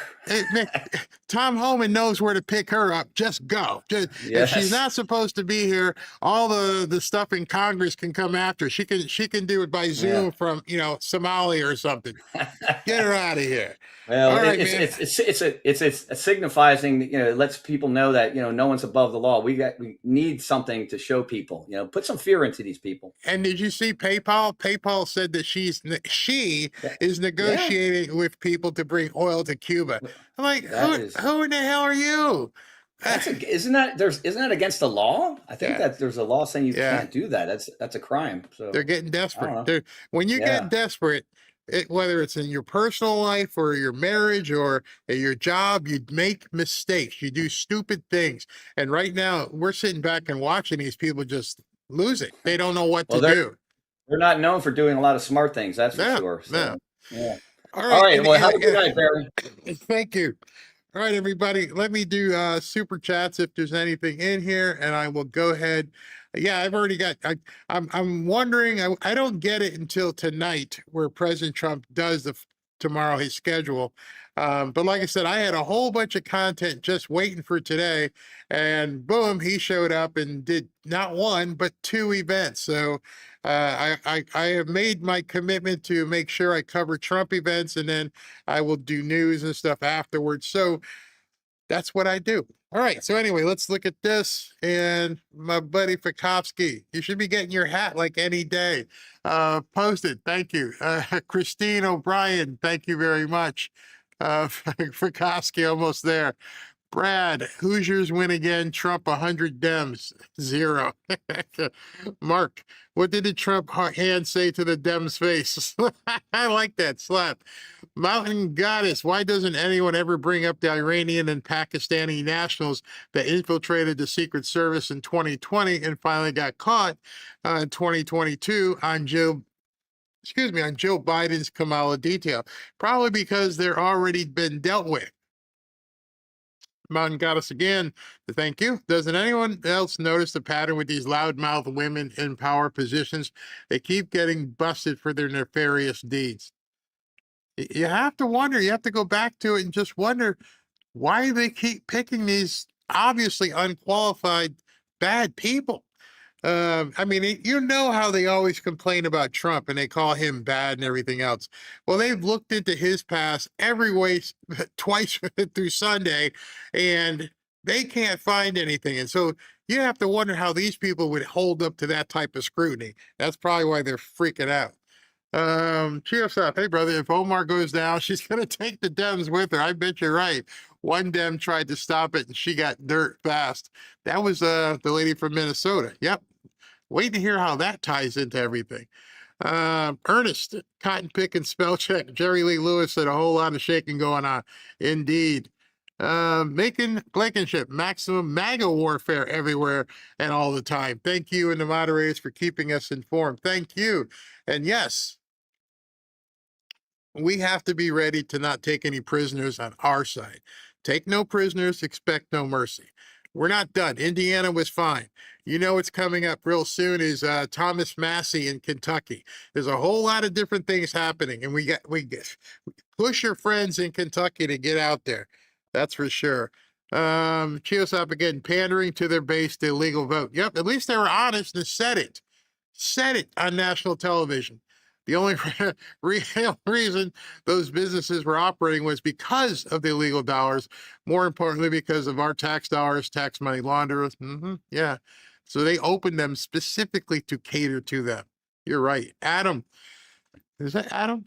No, Deanna. We're looking to move out of California and to Texas. We're flying out tomorrow, Thursday, to look at several houses we need to wear drowning in California. I feel bad for people who made California their homestead, and now you got to go through all this stuff. Chiosop, maybe her assistant is the bell lady. Again, if you haven't seen that video, it's on my X profile, but be warned, you're gonna see boobies. And the last one here is Tania. Barry, I thought she was a single dad. Oh my gosh. That's too much. That's too much. All right. So thank you guys for tuning in. Another short show here, 3.5 hours. And we'll see you tomorrow. Thank you.